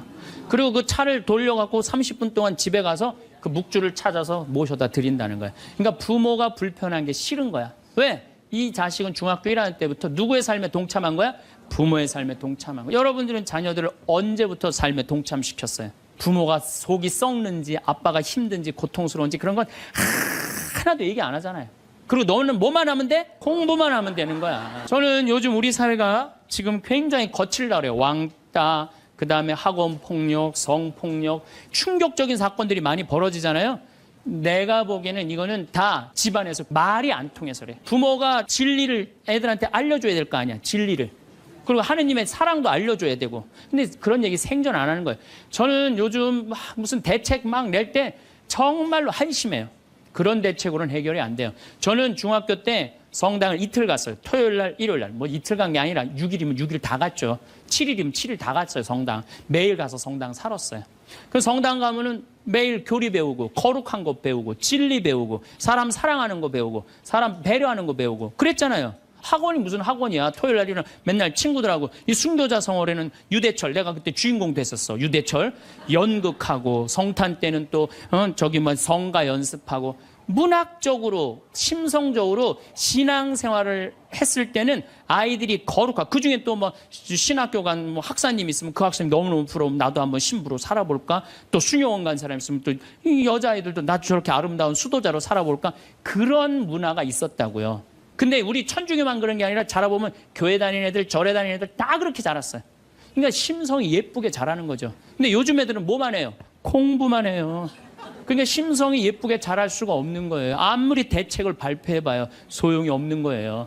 그래서 나는 진짜 똑똑한 정치인이라면은 토요일 날, 일요일 날 신앙생활 하게 해야 돼요. 똑똑한 정치인들이라면. 그 문화생활 하게 해야 돼, 애들이. 절대 공부를 하면 안 돼요. 토요일 날, 일요일 날은. 그렇게 자라면은 우리 사회가 굉장히 건강해지고 거룩해지고 진리가 충만한 나라가 될 거예요. 공부한다고 되는 일이 아니에요. 공부한다고. 그러니까 자식들하고 대화를 하려고 해도 대화를 해본 적이 있어야지 대화를 할 거 아니야. 공부하라는 말 외에는 해본 적이 없는데. 그래서 엄마 명동에 어때? 좋았어? 좋았어. 어떻게 좋았어? 그냥 좋았어. 넌 들어가서 빨리 공부해. 자, 그렇다면은 내가 어떻게 하면 대화를 잘할 수 있을까? 말을 잘할 수 있을까? 첫 번째, 들어라. 우리가 이게 부족해요. 듣는 게 부족해. 우리나라 사람들이 듣는 게 부족해. 제가 평택에서 본당 신부할 때 교우가 한 5천 명 됐었어요. 본당 신부 혼자 하는데 하루에 고해성사를 200명, 300명이 보는 거예요. 너무너무 힘든 거야. 그러니까 내가 주일날 막 교우들이 1분 이상 고해를 하면 막 신경질이 나는 거야. 그러니까 할머니들이 그냥 신부님 내가 6.25 때 시집 와갖고 그냥 독자 집에 시집을 왔는데 아들을 하나 낳았어요. 아들을 하나 낳았는데 그놈이 독자라고 내가 너무 오냐오냐 해서 키우다 보니까 이놈을 장가를 보냈는데 이놈이 이혼을 해갖고 손자를 나한테 맡겨갖고 내가 지난주에 그 손자 찾으러 다니느냐고 주일미사를 빠졌어요. 아, 주일미사 빠졌는데 왜 6.25 전쟁부터 시작을 해. 그래서 내가 교우들한테 항상 교육할 때 죄는 간단히 죄 진 것만 얘기해라. 과정은 설명하지 말고. 그러니까 참 교우들도 결론만 얘기하는 게 참 답답할 거 아니야. 고해소에서 그 답답한 속을 털어놔야 되는데 신부님은 막 200명, 300명 주름 기다리고 있고. 근데 내가 능평이라는 데 본당 신부를 딱 갔는데 교우가 500명이야. 딱 10분의 1이야. 고해소에 들어가고 성물돌 끝났는데도 들어오는 사람이 아무도 없는 거야. 너무 심심한 거예요. 그래갖고 이제 고해소에 딱 들어오면 너무 반가운 거예요. 그래갖고 신부님 저 시어머니를 미워했어요. 그럼 평택에서는 4계명 부모에게 효도하라고 그랬는데 미워하면 안 된다. 예수님이 십자가 생각하고 시어머니한테 잘해라. 딱 간단해. 그렇게 했는데 능평에서는 이 자매 나가면 이제 아무도 안 들어오니까 왜 시어머니를 미워하는데요?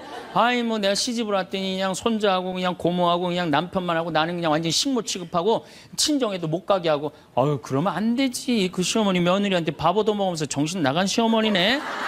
그러면은 그 자매가 신이 나는 거지. 신이 그것뿐만 아니라 내가 혼수살림 얼마나 구박을 많이 받았는지 몰라요. 그러면은 내가 이제 아유 정말 늙으면 그거 정말 다 그래. 하여튼 자매님 참 그런 집에서 힘들게 산다. 그러면 막 눈물 콧물 흘려가면서 시어머니 욕을 바가지로 해요.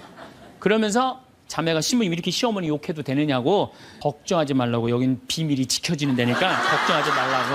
그러니까 한 20분 정도 막 시컷 시어머니 욕하면은요. 대부분의 며느리들이 뭐라 그러냐면 신부님 꼭 시어머니가 있어서 불편한 것만은 아니에요. 시어머니가 애도 봐주고 반찬도 이런 거 저런 거 해줄 때는 나 너무너무 좋아요. 아 그런 것도 있어요. 예. 신부님 이번 사순절을 맞이해서 내가 우리 성가정 만들려니까 내가 시어머니한테 내가 잘할게요. 아유 뭐 잘하면 좋죠. 반찬도 맛있게 하고 한 번 더 웃으면서 얘기할게. 아유 훌륭하십니다. 나는 한 게 아무것도 없어. 아유 그러느냐고. 그러면 자기가 고해하고 자기가 훈화하고 자기가 보속하고 자기 결심까지 다 하기가 나가. 말은요 들어주기만 하면 돼요. 여러분들 친구들하고 뭐 좀 상담할 때 지적질할 필요 하나 없어요. 나이 50, 60 넘어갖고 너 그러니까 네가 그 꼴로 사는 거야. 그러면 그 자기 속 얘기하는 사람이 너 그러니까 그 꼴로 사는 거야. 그럴 때 아유 맞아 내가 그래서 내가 이 꼴로 사나 보다. 그럴 것 같아. 기분 나빠할 것 같아요. 당연히 기분 나빠하죠. 당연히. 우리 집에 많은 그 중고등학교 학교 다니기 싫어하는 애들을 데리고 와요. 요즘 내가 바빠서 거의 상담을 못 하는데 데리고 오면은 얘가 학교를 안 간다는 거예요. 중학교 2학년, 3학년 애가 학교를 관두겠다는 거예요. 그러면 내가 많은 경우 상담을 하면은 거의 90%는 그랬던 것 같아요. 너 학교 많이 다니기 싫으니? 네, 다니기 싫어. 그럼 관둬. 뭐 다니기 싫은데. 아, 신부님한테 다니라고 설득하러 데리고 왔는데 신부님이 뭐라 그래? 나는 이제 그렇게 마음 먹고 애가 오는 거예요. 저 엄마가 날 저기까지 데려간 거는 나를 학교를 다시 다니게 설득을 시키려고 저 신부를 만나게 해주는구나. 근데 내가 관둬. 뭐하러 다녀? 내가 엄마한테 자세히 얘기해 줄 테니까 너 관둬. 근데 왜 다니기 싫은데 이거 이유가 뭐야? 그럼 공부도 따라가기 힘들어. 그래 맞아. 한번 따라지면 그거 못 따라가. 너 있잖아. 너는 머리로 살 놈이 아니라 내가 보기엔 몸으로 살 놈이다 너. 너 우리 생태마을에 와갖고 농사나 져라. 그러면 이제 자기 친구 얘기, 부모한테 섭섭한 얘기 다 해요. 그럼 아 얼마나 힘들었겠니. 수업 시간에 조는 이유가 있지. 이해를 해야지 알아서 볼 거 아니야. 이해도 안 되는데 눈 뜨고 쳐다보고 있는 거 쉽지 않지. 신이 그거 어떻게 알았냐. 다 내가 옛날에 해봐서 알아. 한 1시간 동안 얘 공감, 동감 해주고 고개만 끄덕여주면요. 얘네들이 거의 끝날 때 뭐라 그러는지 알아요? 신부님 막 그래도 아무리 생각해봐도 중학교는 졸업해야 될 것 같아요. 아니야. 중학교 졸업할 필요 없어. 나중에 네가 철 들으면 졸업해도 돼. 자퇴 그냥 하는 걸로 하자.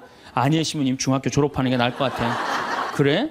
그러면 가서 한번 다녀봐. 다니다 힘들면은 꼭 나한테 얘기하면 내가 꼭 엄마한테 얘기해 줄게. 그래서 중학교, 고등학교, 대학 졸업한 애들 많아요. 아직도 연락하는 애들이 많아요. 신부님 감사하다고. 황창현 신부님의 행복 특강 잘 들으셨나요? 정말로 우리는 가장 가까이에 있는 사람한테 가장 상처를 주는 말을 하는 것 같습니다. 황창현 신부님은 내가 기분 나쁜 일이 있을 때 감정적으로 생각할 필요가 없다고 말씀하십니다. 그냥 나와 다른 사람이 이상한 행동을 하고 있구나 생각하면 마음이 좀 편안해진다고 합니다. 저 사람이 날 미워해서 하는 게 아니라고 생각하면 훨씬 낫다고 하지요. 여러분도 이 말에 동의하시나요? 생각보다 인간이라는 게 그렇게 복잡하지는 않습니다. 황창현 신부님께서는 이해 없이 무조건 참고만 살면, 특히 몇십 년을 더 참고 살아야 한다면 더 큰 형벌이기에 이제부터라도 남자와 여자의 종자를 이해하는 것이 중요하다고 하십니다. 그러면 훨씬 덜 싸울 수 있습니다. 여러분 오늘도 행복하셨으면 좋겠습니다. 사랑하는 가족들과 사이좋게 지내시길 바라며 더 좋은 영상으로 다시 찾아뵙겠습니다. 이상으로 책틀맨이었습니다. 지혜를 쌓는 당신의 오늘이 아름답습니다. 더 좋은 영상으로 찾아뵙겠습니다.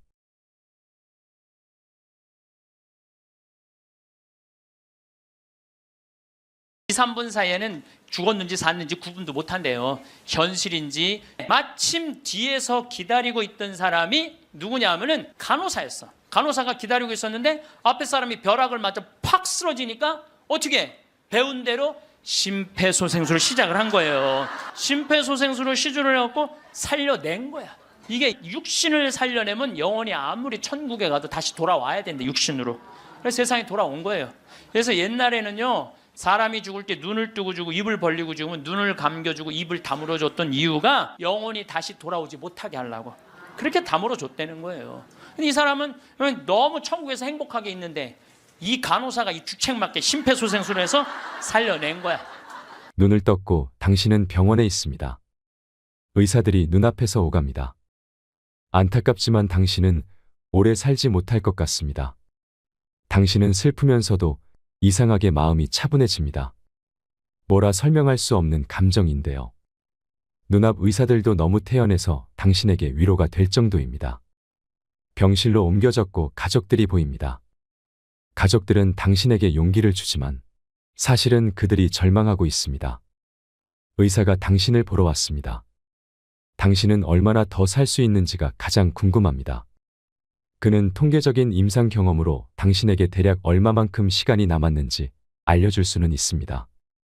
그러나 의사도 신은 아니기에 확신할 수는 없습니다. 때문에 많은 의사가 애매한 답을 들려주죠.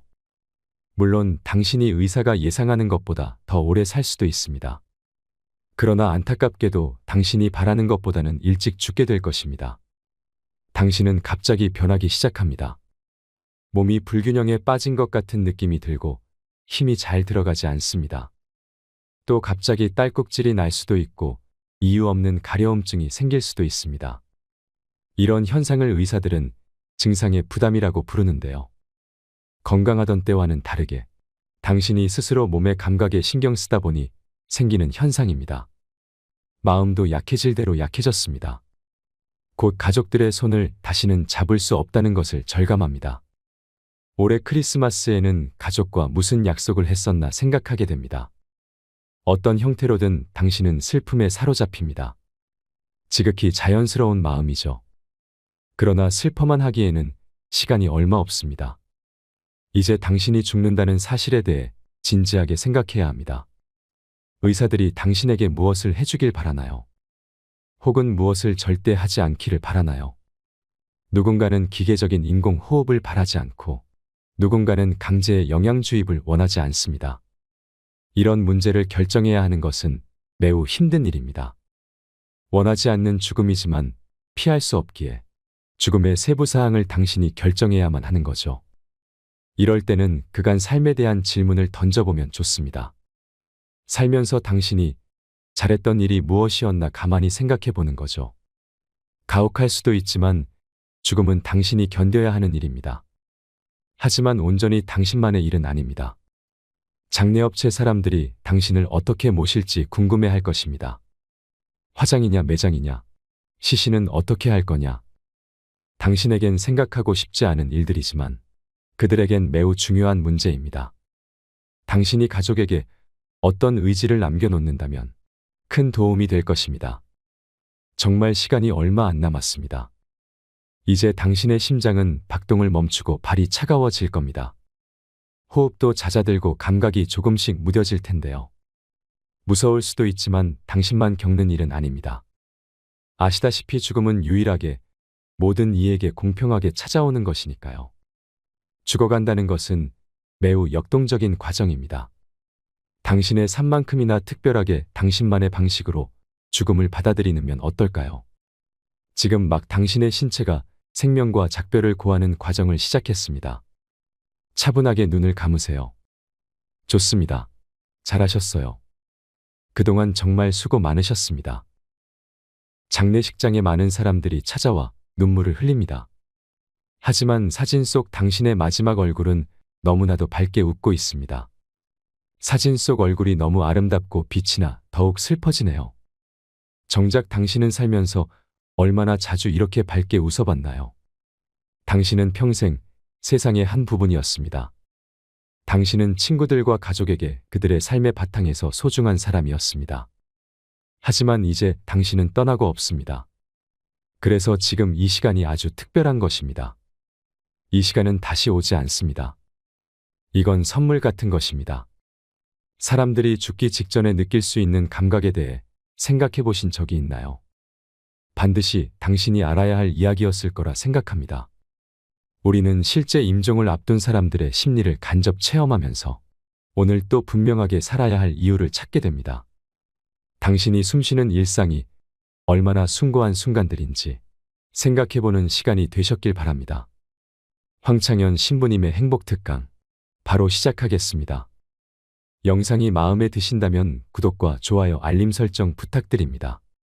지난주에 앤더슨 시 코리아라는 뉴욕의 정형외과 의사가 벼락 맞은 얘기를 했습니다. 벼락을 맞아서 죽었더니 몸에서 영혼이 빠져나와서 자기 시신을 장모님이 쫓아내려와서 울고불고 하고 이 사람아 죽으면 어떻게 하나? 그런데 자기 시신을 보고 있는데 정작 본인은 하나도 안 슬프더라는 거예요. 그러니까 죽은 영혼은 여러분들 슬프지 않아요. 그러니까 여러분들 죽은 영혼을 위해서 너무 슬퍼하는 것도 죽은 영혼 멋쩍게 만드는 거예요. 누구한테 맡겨? 하느님한테 맡겨야 돼요. 앤더슨 시 코리아는 의사는 딱 영혼이 나왔을 때 아 내가 죽었구나. 내가 이제 떠날 때가 됐구나. 보통 2, 3분 사이에는 죽었는지 샀는지 구분도 못한대요. 현실인지. 그래서 이거를 미국에서는 NDE라고 Near Death Experience라고 그래요. 임사체험, 근사체험, 죽음체험이라고 그래요. 죽음의 선상에서 왔다 갔다 하는 거예요. 그래서 이제 아내하고 딸하고 마지막 작별을 해야 되겠다 생각을 하고 아내하고 딸이 있는 호텔로 걸어가려고 그러는데 걸어가지지가 않더래요. 여러분들 죽은 영혼들이 처음으로 착각하는 게 육신이 아직도 있는 줄 안 되는 거예요. 육신은 이미 저기 누워있고 영혼만 나온 거예요. 그래서 육신이 있는 줄 알고 차가 지나가면은 차를 피하려고 막 그런다는 거예요. 육신도 없는데 육신이 있어야지. 이 육신이 내가 이 물질이 나라는 물질하고 마주치면서 이 막는데 나는 이미 물질이 없어진 건데 영혼인데 걸어가려고 하니 걸어가지지 않고 쫙 떠서 가더래요. 허기야 여러분들 동양 귀신, 서양 귀신 중에 걸어다니는 귀신 봤어요? 귀신들은 다 떠서 다녀요. 여러분들 저기 전설의 고향을 봐도 귀신들 보면 다 날아다니잖아요. 하다못해 저 중국 강씨도 이러고 다 떠다녀. 쫙 떠서 가더래. 그래갖고 이제 문을 열으려고 했는데 문 열을 필요도 없더래요. 그냥 몸이 통과돼서 들어가더래요. 이것도 성서에 다 나오는 거예요. 예수님이 부활하시고 난 다음에 제자들이 문 걸어 잠고 있었을 때 어떻게 했어요? 문 열지도 않고 그냥 그 안에. 그러니까 저는 요즘 과학이 발달하면서 많은 의사들이 죽은 사람들의 증언을 채취를 하고 연구를 하면서 그 내용이 신약성서에 다 나와 있어. 우리 예수님 죽었다 부활하셨잖아요. 그렇죠? 죽은 사람 살려낸 거 예수님 다 살려냈잖아. 예수님 영원히 부활하시면 다볼산에서 거룩한 변모할 때 얼굴은 해와 같이 빛나고 온몸은 빛난다. 죽었던 사람들이 하늘나라에서 올라가서 본 장면 그대로 다 신약성서에서 예수님이 다 보여주신 거야. 근데 우리는 그렇게 예수님이 보여줬는데도 다 필요 없어. 죽은 아버지가 살아 돌아와서 얘기를 해줘야 돼. 다른 사람 필요 없어. 그래서 쫙 떠서 가서 아내하고 딸이 있는 호텔을 딱 들어가 보니까 아내하고 딸이 얼굴에 막 페인팅을 하고 놀더래요. 근데 정작 자기는 안 슬프더래요. 떠나야 되겠구나. 그래서 그 죽은 사람들의 특징이 저 빛 있는 데까지 가는 여행길이 그렇게 멀게 느껴진대요. 근데 그 속도가 너무너무 빠르다는 거예요. 그래서 여러분들 우리 죽은 영혼들 잘 떠나가라고 죽으면은 마당에다가 못 떠나요. 사자밥 떠놓잖아요. 맷밥이라고 흰쌀밥 3그릇, 신발 3켤레, 국 3그릇, 그 다음에 엽전 3입 놓잖아요. 그게 뭐예요? 저승사자 둘 오니까 둘하고 죽은 본인 잘 떠나보내라고. 그리고 어디는 또 간장까지 떠놓는데요. 간장을 왜 떠놓는지 아세요? 이게 짜게 먹으면은 물 자꾸 먹히려고 중간에 서서 물 먹는다고 천천히 떠나가라고. 아니면 다시 돌아올 수도 있다. 그래서 간장도 떠놓고 된장도 떠놓는 거라는 거예요. 그래서 이거 죽은 이들을 위한 그런 것들이 너무너무 많은 거예요. 어쨌거나 하여튼 앤더슨 C 코리아라는 의사는 나와갖고 하늘나라 딱 올라가는 순간 이 사람도 역시 신앙이 없는 사람이에요.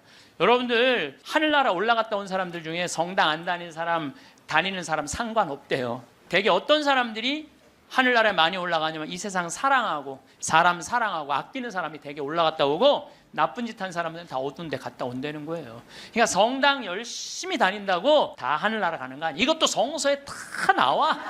마태복음 7장 21절에 뭐라 그래? 나더러 주님 주님 한다고 다 하늘나라 가는 건 아니다. 내 말을 실천하는 사람이라야 하늘나라 간다. 그러니까 성당을 아무리 다녀도 사람 미워하고 본당 신부 미워하고 막 옆에 있는 사람 미워하면 그 사람은 성당 다녔나 마나예요. 근데 이 앤더슨 C 코리아는 착하게 살았나 봐.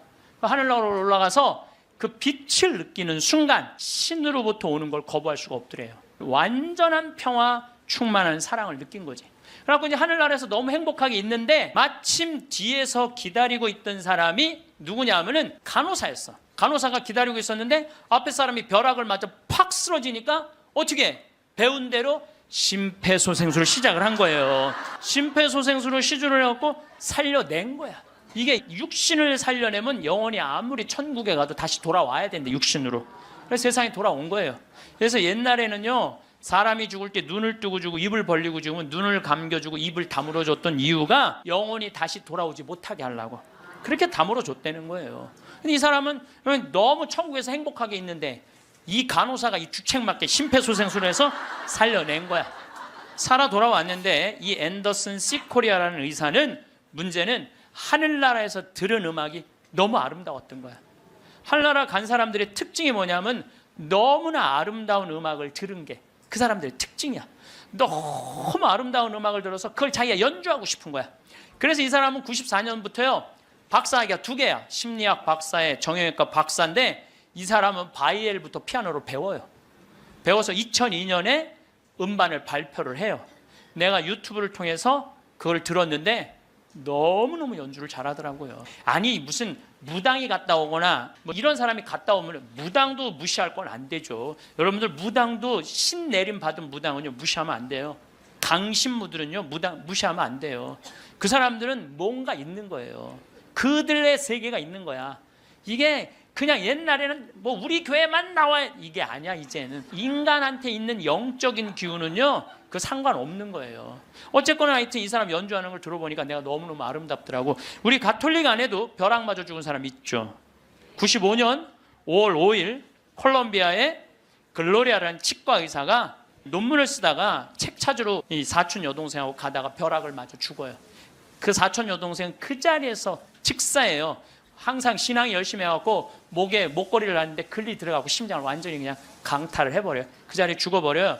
그리고 이 글로리아라는 의사는 벼락을 맞았을 때 어떤 일이 벌어지느냐면 간이 다 타요.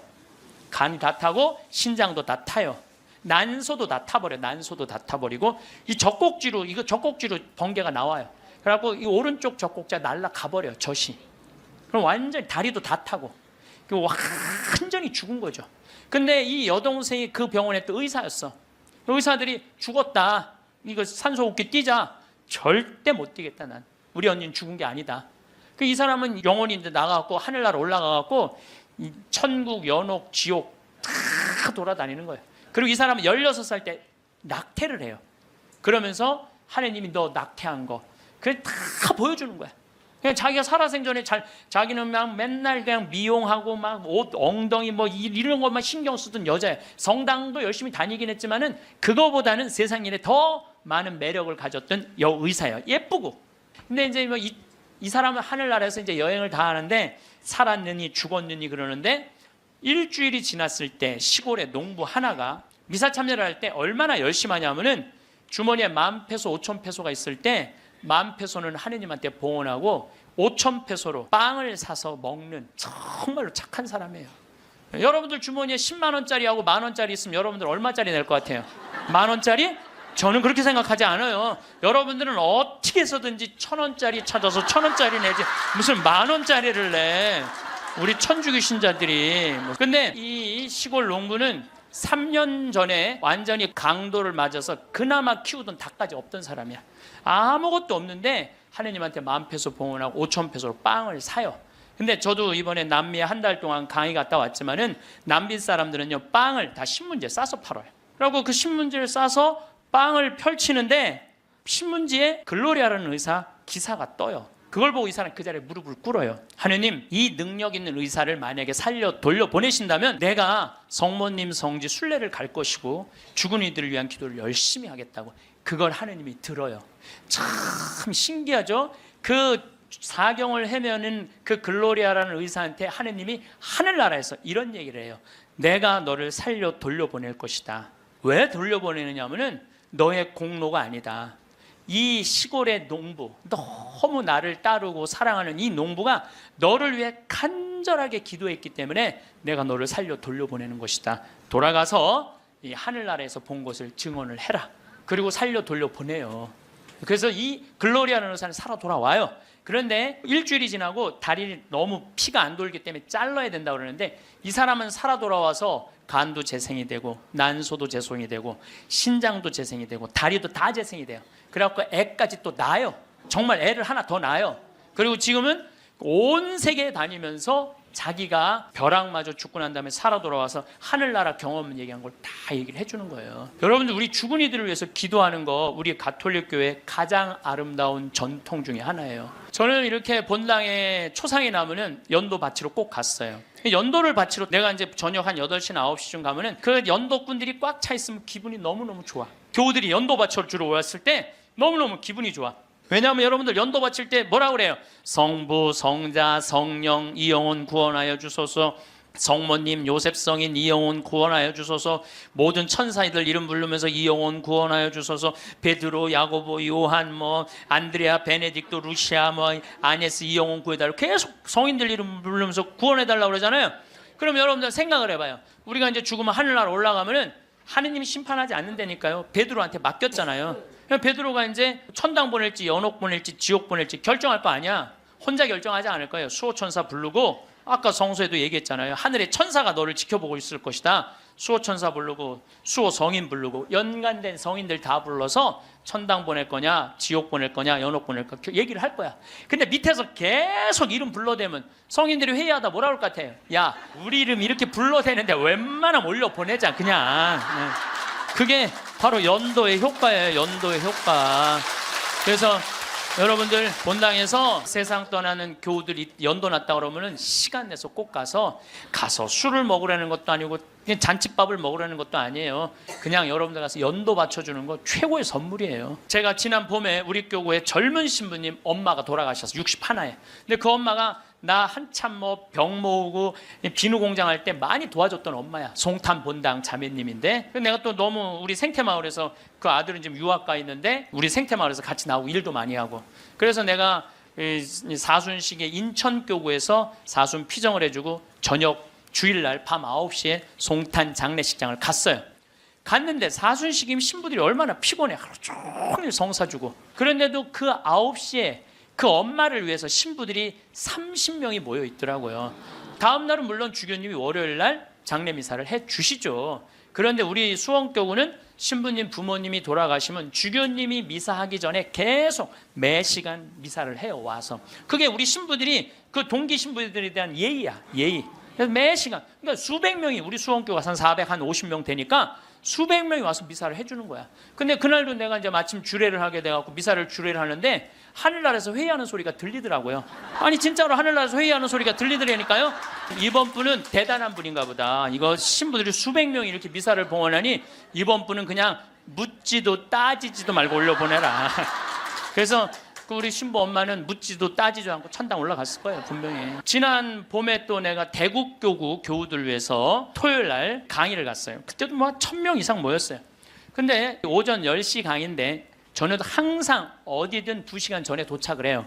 강의 2시간 전에 도착을 해서 미리 이제 밥을 먹어요. 근데 이제 밥 먹을 때는 이 옷에 튀면 안 되니까 항상 사복을 먼저 입어요. 사복을 입고 허름한 청국장 찌개집, 아침에 청국장 찌개집을 들어갔어. 찌개집을 딱 들어갔는데 아주 멋있게 생긴 노신사가, 머리가 하얀 노신사가 나를 딱 보더니 눈이 점점 커지는 거야. 그러니까 나를 아는 거지. 나를 아는데 근데 이제 로만 칼날 아내니까 진가민가 했나 봐요. 그렇다고 내가 가사 걷고 저는 황창현 신부입니다 이렇게 할 수가 있나. 그냥 아시는 걸로 끝나는 거죠. 그래서 앉아갖고 이제 그 노신사는 먼저 밥이 나왔어요. 근데 밥을 독특하게 드시더라고. 밥이 나왔는데 밥 몇 숟갈을 한 몇 알을 떠더니 뚜껑에 딱 올려놓더니 잠깐 이러더니 밥을 먹기 시작하더라고. 아, 독특하다. 저건 개신교법도 아닌데, 독특한 우리 천주교법도 아니고. 그래서 이제 나도 이제 밥이 나와갖고 이제 난 이제 성호를 이제 긋고 이제 밥을 먹으려고 이제 사복을 입었어도 성호를 딱 끄니까 성호를 그니까 그때서 그 노신사가 이렇게 말하는 거예요. 혹시 황창현 신부님이시냐고? 그래서 나 황창현 신부 맞다고. 그랬더니 자기는 불자라는 거예요. 불자인데 신부님 행복 특강을 돈도 안 내고 너무 잘 본다는 거야. 어쩜 이렇게 젊은 신부가 모르는 게 없냐고. 자식들한테 한 푼도 주지 말고 다 쓰고 통장에 500만 원만 남기라는 말 너무너무 공감한다고, 너무 고맙다고 그러더라고요. 그래서 감사합니다. 그리고 이제 내가 그분이 불자라는 말을 들었을 때 밥을 왜 몇 알을 떠놓고 뚜껑에 올렸는지 알아요. 영혼밥 떠놓은 거예요. 영혼밥. 네, 아까 내가 사자밥 말씀드렸죠. 우리 죽으면 영혼들 떠나 보내듯이 여러분들 우리도 밭에 나가고 일할 때 참 나오면 밥 몇 알 뿌리면서 뭐라 그래요? 이게요, 제가 아까 얘기했지만은 이게 영혼은 천주교 신자들만의 공유물은 아니에요. 모든 인간들이 죽어서 영원한 여행을 떠나는 거예요. 그 여행을 우리는 좀 안전한 동아줄을 떠나는 거고, 하느님 믿지 않는 사람은 어느 줄을 잡아야 되는지 모르고 떠나는 것 뿐이죠. 우리는 좋은 줄을 잡고 있는 거죠. 영혼밥 떠는 거죠. 그래갖고 이제 그 노신사는 이제 밥 먹고 갔어요. 나도 이제 밥을 다 먹고 계산을 하려고 그랬더니 아주머니가 아까 그 노신사가 밥값을 내고 갔다는 거예요. 내가 그때 깨달은 진리가 하나 있어요. 우리 천주교 신자들이요, 밥 먹을 때 반드시 성호를 긋고 먹어야 돼. 그래야지 뭔가 얻어먹는 게 있는 거예요. 여러분들 성호를 긋어야지. 지난달에도 우리 생태마을의 부관장 신부들하고 내가 또 신학교 보낸 신부들하고 여행을 같이 갔어. 단풍 여행을 갔어. 단양이라는 곳을 갔는데 전심에 이제 신부들 꽤 많았죠. 능이버섯 찌개를 시켰어요. 우리들 많이 시켰어요. 그래서 이제 다 나왔고, 야 우리 기도하고 먹자 그랬고 성호를 딱 긋는데 저쪽에서 아저씨 하나가 오더니 황 신부님이냐고 그러더라고요. 그렇다고 그러니까 자기 성당 안 다니는데 신부님 강의 너무 재밌게 보고 있다고, 밥값은 내가 내겠다. 그래서 이 성호 걷는 게 진짜 중요해. 성호 걷는 게. 우리 천주교 신자들 영혼밥 떠나요 안 떠나요? 떠나요. 왜 안 떠나요? 여러분들 영혼밥 떠나요. 우리 식사 후 기도 때 뭐라 그래요? 전능하신 하나님 베풀어 주신 모든 은혜 감사드리나이다. 주님의 이름은 찬미를 받으소서, 이제와 영원히 받으소서. 세상을 떠난 모든 교우들이 천재자비하심으로 평화의 은식을 얻게 하소서. 이게 영어 기도문에 없어요. 내가 영어로 식사 전후 기도 하거든요. 없어요. 영어. 한국에만 있는 기도문이에요. 영혼들을 위한 기도. 참 좋은 기도문이에요. 그러니까 이게 연옥 영혼들이요, 다른 나라 사람들 천주교 신자들 밥 먹을 땐 쳐다도 안 봐. 근데 누구 밥 먹을 때만 기다려? 한국 천주교 신자들 밥 먹을 때만 기다리고 있는 거예요. 그 영혼밥 한번 얻어 먹어보려고. 근데 우리 천주교 신자들이 얼마나 못됐는 줄 알아요? 식사 전 기도는 해 그나마. 근데 식사 후 기도하는 신자가 거의 없어요. 그냥 일어나는 거야. 얼마나 영혼에서 황당하겠어요. 연옥에서. 여러분들 이제 식사 후 기도하세요. 꼭 하세요. 우리들이 항상 영혼들을 위해서 기도해야 돼. 또 묵주기도 끝에 뭐라 그래요? 예수의 우리 죄를 용서하시며 우리를 지옥불에 소구하시고 연옥 영혼을 돌보시며 가장 버림받은. 여러분들 이게 1917년 파티마 성모님이 루시아 프란치스코 히아친트한테 부탁한 거예요. 왜? 연옥 영혼들이 너무 불쌍한 영혼들이 많으니까 너희들 기도해라고. 그러니까 저는 요즘 이렇게 이 죽음 강의를 준비하면서 장례차가 지나가면은요, 천주교 신자, 개신교 신자, 불교 신자 가리지 않아요. 가리지 않고 성호 커요. 성호 긋고 하느님 저 영혼 구원해달라고 좀 기도해요. 나는 도저히 이해가 안 가는 종교단체가 있어요. 우리 교회에 나와야만 구원받는다고 얘기하는 근데 그 몇 명이냐면 14만 4천 명에 속해야만 구원받는다고. 난 이해가 안 가요. 여러분들, 하느님이 그것도 2000년 역사상 대한민국의 고교회 14만 4,400만 명만 구원하려고 당신 아들 죽였겠어요? 온 인류의 하느님을 이렇게 째째하겠어요? 다 구원하고 싶어 하세요.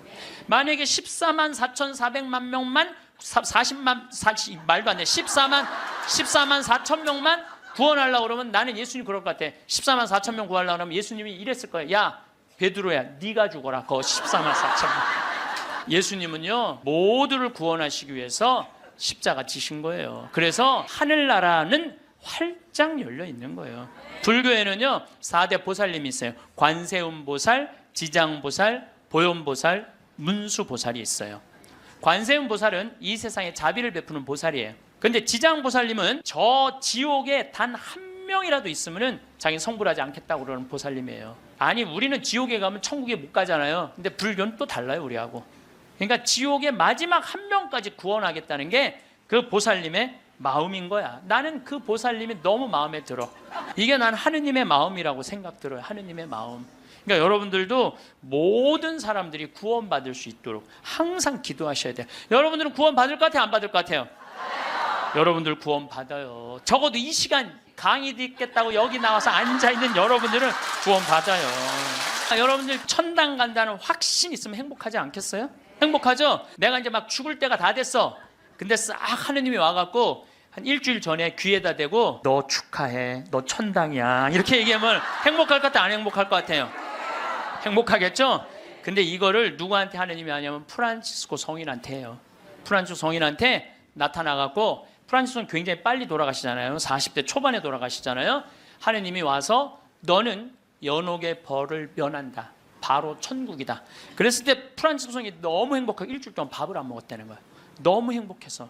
아, 나도 지금 하느님이 오늘 저녁에 와갖고 창현아 너 천당이야, 너. 아, 우리 인사발령 신부들 인사발령 굉장히 기다려지거든요. 뭐 저야 뭐 평창에 있으니까 뭐 인사발령이 별로 없으니까.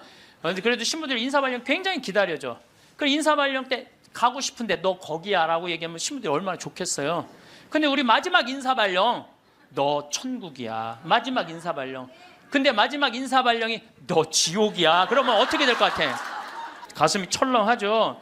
여러분들은 구원 받으세요. 예수님은요 마테오복음에 지옥 얘기 그렇게 많이 안 하세요. 마테오복음에 천국 얘기는 37번 하고 지옥 얘기는 13번밖에 안 해요. 다른 복음에는 아예 지옥이 거의 없어요. 많이 나와요. 한두 번밖에 안 돼요. 그리고 나머진 한번 오늘 저녁에 집에 가서 성서 읽어보세요. 여러분들 눈이 확 뜨일 거야. 끊임없이 하늘나라 얘기를 해요. 끊임없이 기쁜 소식 얘기를 해요. 하늘나라, 하늘나라, 하늘나라. 내가 이만큼 하늘나라에 관련된 성서가 꽉 차 있어요. 그러니까 하느님이 주고 싶은 거는 뭐예요? 하늘나라예요. 예수님이 뭐하러 그렇게 십자가에 고통스럽게 돌아가셨겠어요? 우리한테 천국을 주기 위한 거예요. 요한복음 3장에 보면은 예수님이 니코데모하고 얘기할 때 이런 얘기를 해요. 믿는 사람은 누구나 사람의 아들 안에서 영원한 생명을 얻게 하려는 것이다. 하느님께서는 세상을 너무나 사랑하신 나머지 외아들을 내줬다고 그래. 이 내줄 때는 확실히 주는 거예요.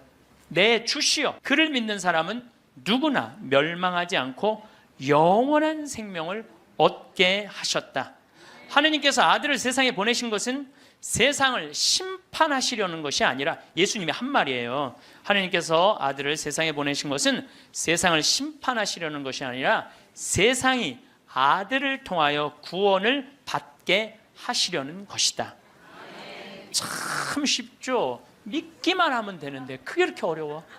믿기만 하는데 그거 그냥 천장 쳐다보고 있는 거야 없는 거야 이러고 앉아 있으니 참. 요한복음 5장 29절에도 선을 행한 이들은 부활하여 생명을 얻고 악을 저지른 자들은 부활하여 심판을 받을 것이다. 요한복음 5장 39절에 이런 얘기가 나와요. 너희는 성경에서 영원한 생명을 찾아 얻겠다는 생각으로 성경을 연구한다. 바로 그 성경이 나를 위하여 증언한다. 그런데도 너희는 나에게 와서 생명을 얻으려고 하지 않는다. 근데 왜 예수님은 우리한테 지옥 얘기를 가끔 하셨을까? 여러분들 자식들 이렇게 교육시킬 때 어떨 때는 좋은 얘기도 해주고 어떨 때는 혼내기도 하고 그러죠. 똑같은 거예요. 근데 혼낼 때도 여러분들 꼭 굳이 애를 그냥 우리 어머니가 나 어렸을 때 너 정말 다리 밑에서 주워왔는데 진짜 너 다리 밑에 갖다 버린다 이런 얘기 참 많이 하셨어요. 나는 원래 내가 고향이 다리 밑이 내 고향인 줄 알았어요. 하도 그런 얘기 많이 들어갔고. 근데 우리 어머니는 한 번도 다리 밑에 날 버리지 않으셨어요. 예수님도 똑같은 거예요. 아니 아버지가 자식 지옥 가길 원하는 아버지가 어디 있어요? 그건 아버지가 아니지. 근데 우리는 하느님의 사랑을 많이 믿지를 못해요. 참 왜 이렇게 의심하는지 몰라.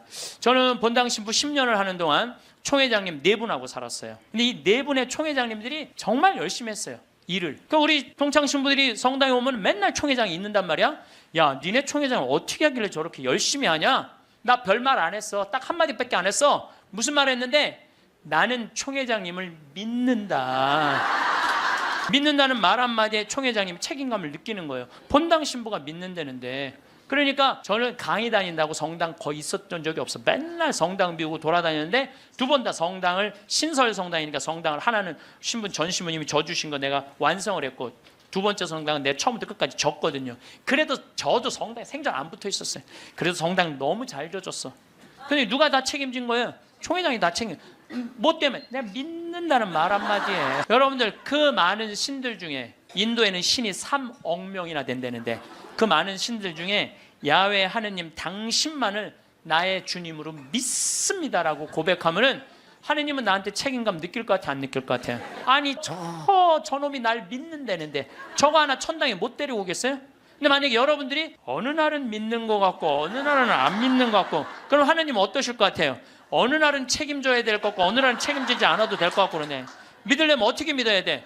확실하게 믿어야 돼. 그리고요 제가 예비자 교리 참 잊지 못하는 예비자가 하나 있었어. 6개월 동안 그렇게 예수님에 대해서 얘기하고 성경에 대해서 얘기하고 예수님 증언했는데 6개월 후에 교리 마지막 끝에 자 마지막으로 질문해 보십시오 그랬더니 딱 손을 들더니 신부님 솔직히 얘기해 달라는 거예요. 뭘 솔직히 얘기하냐니까 진짜 예수님 믿냐고 솔직히 해달라는 6개월 지났는데 자 여러분들도 저한테 그렇게 물어보고 신부님 솔직히 한번 얘기해보라고 예수님 믿느냐고. 내가 이스라엘 다녀오고 과달루페 가고 파티마 가고 루르도 가고 또 수많은 사제생활 23년 하면서 수많은 신앙 체험하고 나도 신앙 체험하면서 내가 느낀 게 있어요. 내가 확실하게 나한테 물으면 내가 얘기할게. 하느님 확실하게 살아계셔. 그런데 문제는 내 영혼의 상태 때문에 하느님을 느끼지 못하는 거예요. 하느님은 그냥 계셔. 근데 내 이놈의 영혼이 왔다 갔다 하는 거지. 하느님이 있다 없다 하는 게 아니야. 내 마음 안에 신앙이 있다 없다 하는 거지. 하느님은 그냥 그대로 그 자리에 계셔. 내가 깨어서 기도하고 주님을 끊임없이 찾고 주님께 찬양을 드리고 감사를 드리면요 주님은 응답해 주세요. 근데 혼자 그냥 방구석에 갖고 있는 거야 없는 거야 이러면은요 아무리 대답해 주고 싶어도 방구석에서 나와야지. 근데 여기 지금 나와 있는 분들은 대답을 듣잖아요. 마태복음 25장에 슬기로운 처녀, 미련한 처녀 얘기가 나와요. 슬기로운 처녀 등잔에는 기름이 많았고 미련한 처녀 등잔에는 기름이 하나도 없었어. 미련한 처녀들은 어떤 처녀들이 미련한 처녀들이냐면 맨날 의심하고 성당도 안 나오고 가난한 사람도 안 도와주고 그냥 이러고 있는 처녀들이 미련한 처녀들이에요. 슬기로운 처녀들은 어떤 처녀들이야? 명동에서 피정 있다 그러면 아침부터 와서 앉아있고 이 처녀들이 기름 종지에 기름이 많은 처녀들이에요. 여러분들이 이웃에게 복음을 선포하고 참된 삶의 길, 진리의 길을 가르쳐주는 거 기름 한 방울 모으는 일이에요. 성교에는 어느 누구도 개인이 지옥에 떨어졌다고 단정 짓지 말라는 거예요. 하다못해 어떤 부인이 남편이 다리에서 뛰어내려서 죽었어. 자살을 했어. 너무 슬퍼. 매일매일 우는 거야. 내가 이건 정말 책에서 내가 읽은 거예요. 요한 마리 비안네 신부님한테 찾아간 거야. 신부님 천주교에선 자살하면은 지옥에 간다는데 우리 남편은 다리에서 뛰어내려 죽었는데 어떻게 하면 좋으냐고. 근데 이 요한 마리아 비안네 신부님이 내 속을 뻥 뚫리는 얘기를 했어요. 그 신부님이 뭐라고 그랬냐면 그 부인한테 걱정하지 마라. 당신 남편 지옥 안 갔다. 무슨 소리냐. 지옥에 간다는데 그 다리 밑에서 강까지 떨어지는데 시간이 굉장히 오래 걸린다는 거예요. 떨어지는 사이에 회개를 했다는 거예요. 웃을 일이 아니에요. 아니 내가 왜 말만 하면 웃어. 실질적으로 그 순간에 회개할 수 있다는 거예요. 그리고 당신 남편은 그 순간 떨어지면서 회개를 했기 때문에 지금 연옥에서 지금 뭐 훈련을 받고 있으니까 걱정하지 말라고. 연옥벌이 끝나면 천국에 올라가니까. 그래서 여러분들 우리가 예수 마리아 요셉만 외워도 연옥에 7년제가 감해진대요. 예수 마리아 요셉 누구 불쌍한 영혼들 기억하여 주소서. 3종 기도만 해도 10년을 감해진다는 거예요. 3년 기도. 그러니까 식사 후 기도, 예수 마리아 요셉 3종 기도 얼마나 좋아요. 밥 먹을 때 그냥 하면 되는데 그게 그렇게 힘들어? 아니 나는 우리 부관장 신부하고 아예 식탁에다 3종 기도 이렇게 써놔요. 그럼 써놔갖고 부활 3종 기도 그때 가면 또 까먹잖아. 부활 3종 기도. 그래서 영어로도 한 번 하고 우리나라 말로도 한 번 하고 그래 좋더라고요. 3종 기도 하는 거. 식사 후 기도는 반드시 하고. 근데 어떨 때는 나 식사 후 기도 벌써 일어나서 가는 신자들 태반이야. 나는 전능하신 하느님 벌써 가. 세상을 떠난 모든 교우들이 천재자비하시고 평안히 아직도 한참 남았는데 그러지 말라는 거예요. 1991년 팸 레이놀즈라는 이 가수는 미국의 가수인데 작곡가 겸 가수인데 심한 뇌동맥류가 걸려요. 이 수술은 굉장히 위험한 수술이에요. 왜냐하면 이 사람을 수술하면 뇌에 있는 피를 다 빼야 돼. 뇌에 있는 피를 다 빼고 심실정지, 심장을 정지시켜야 돼. 그러니까 사실은 죽이는 거예요. 죽였다가 다시 살리는 수술이야. 그런데 이 사람이 97년에 수술을 해. 애리조나 대학에서. 이때 지금은 죽음 이후의 세계에 대한 연구가 미국이 너무 많이 해요. 100개 대학에서 연구를 하고 있어요. 지금 우리나라만 지금 죽음 이후에 대한 관심이 없지 미국엔요 그런 책 애프터 라이프 죽음 이후의 세계 너무너무 책이 많아요. 영어로 된 책 내가 미국에 가서 이 강의하니까 엄청나게 선물을 하더라고요. 어쨌든 이 팸 레이놀즈가 수술할 때는 의사들이 완전히 죽이는 수술이니까 저 사람이 진짜 영혼이 빠져나오느냐 그거 참관을 해요. 근데 여러분들 이 사람은 뇌에 피를 빼고 심장을 전지시키고 완전 마취를 하고 수술하는 거예요. 여러분들 마취 수술 해봤던 경험 있으세요?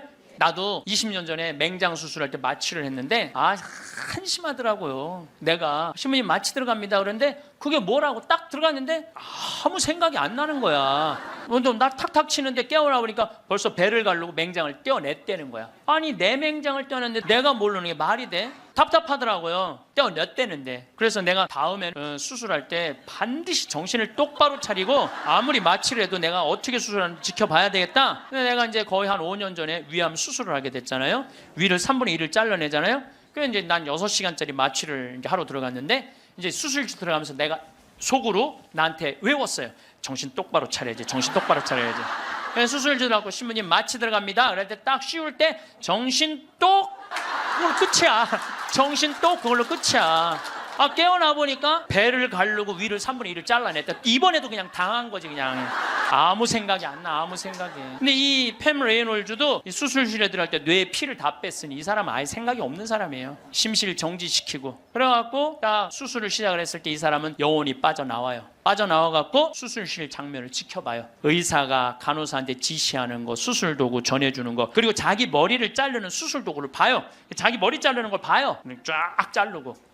내가 이제 죽었구나. 그래갖고 이 팸 레이놀즈는 병원 위로 올라가고 하늘나라 올라가는데 자기 할머니가 목소리가 특이했대. 하늘나라에서 막 부르더래요. 오라고. 하늘나라 올라가 보니까 자기 할머니가 있고 죽은 형제 친척들이 쫙 있더래요. 너무 아름다운 모습으로 빛을 내고. 그러니까 죽은 사람들 거의 공통적인 의견이에요. 근데 자기 기타를 가르쳐준 외삼촌이 넌 아직 키워야 되는 애도 있으니까 넌 가야 된다고. 난 가기 싫다. 이거 너무 좋다. 가라. 가기 싫다. 그러면서 실갱을 하는데 삼촌이 확 미는데 수술이 끝난 거예요. 깬 거죠. 살아 돌아온 거죠. 근데 이 사람은 놀랍게도 참관한 의사들한테 의사들 배치를 다 얘기를 해줘요. 어떤 의사가 어느 자리에 있었고 수술 도구는 여러분들 우리들이 수술하러 들어갈 때요. 절대 수술 도구를 개봉을 안 해요. 오염될까 봐, 감염될까 봐.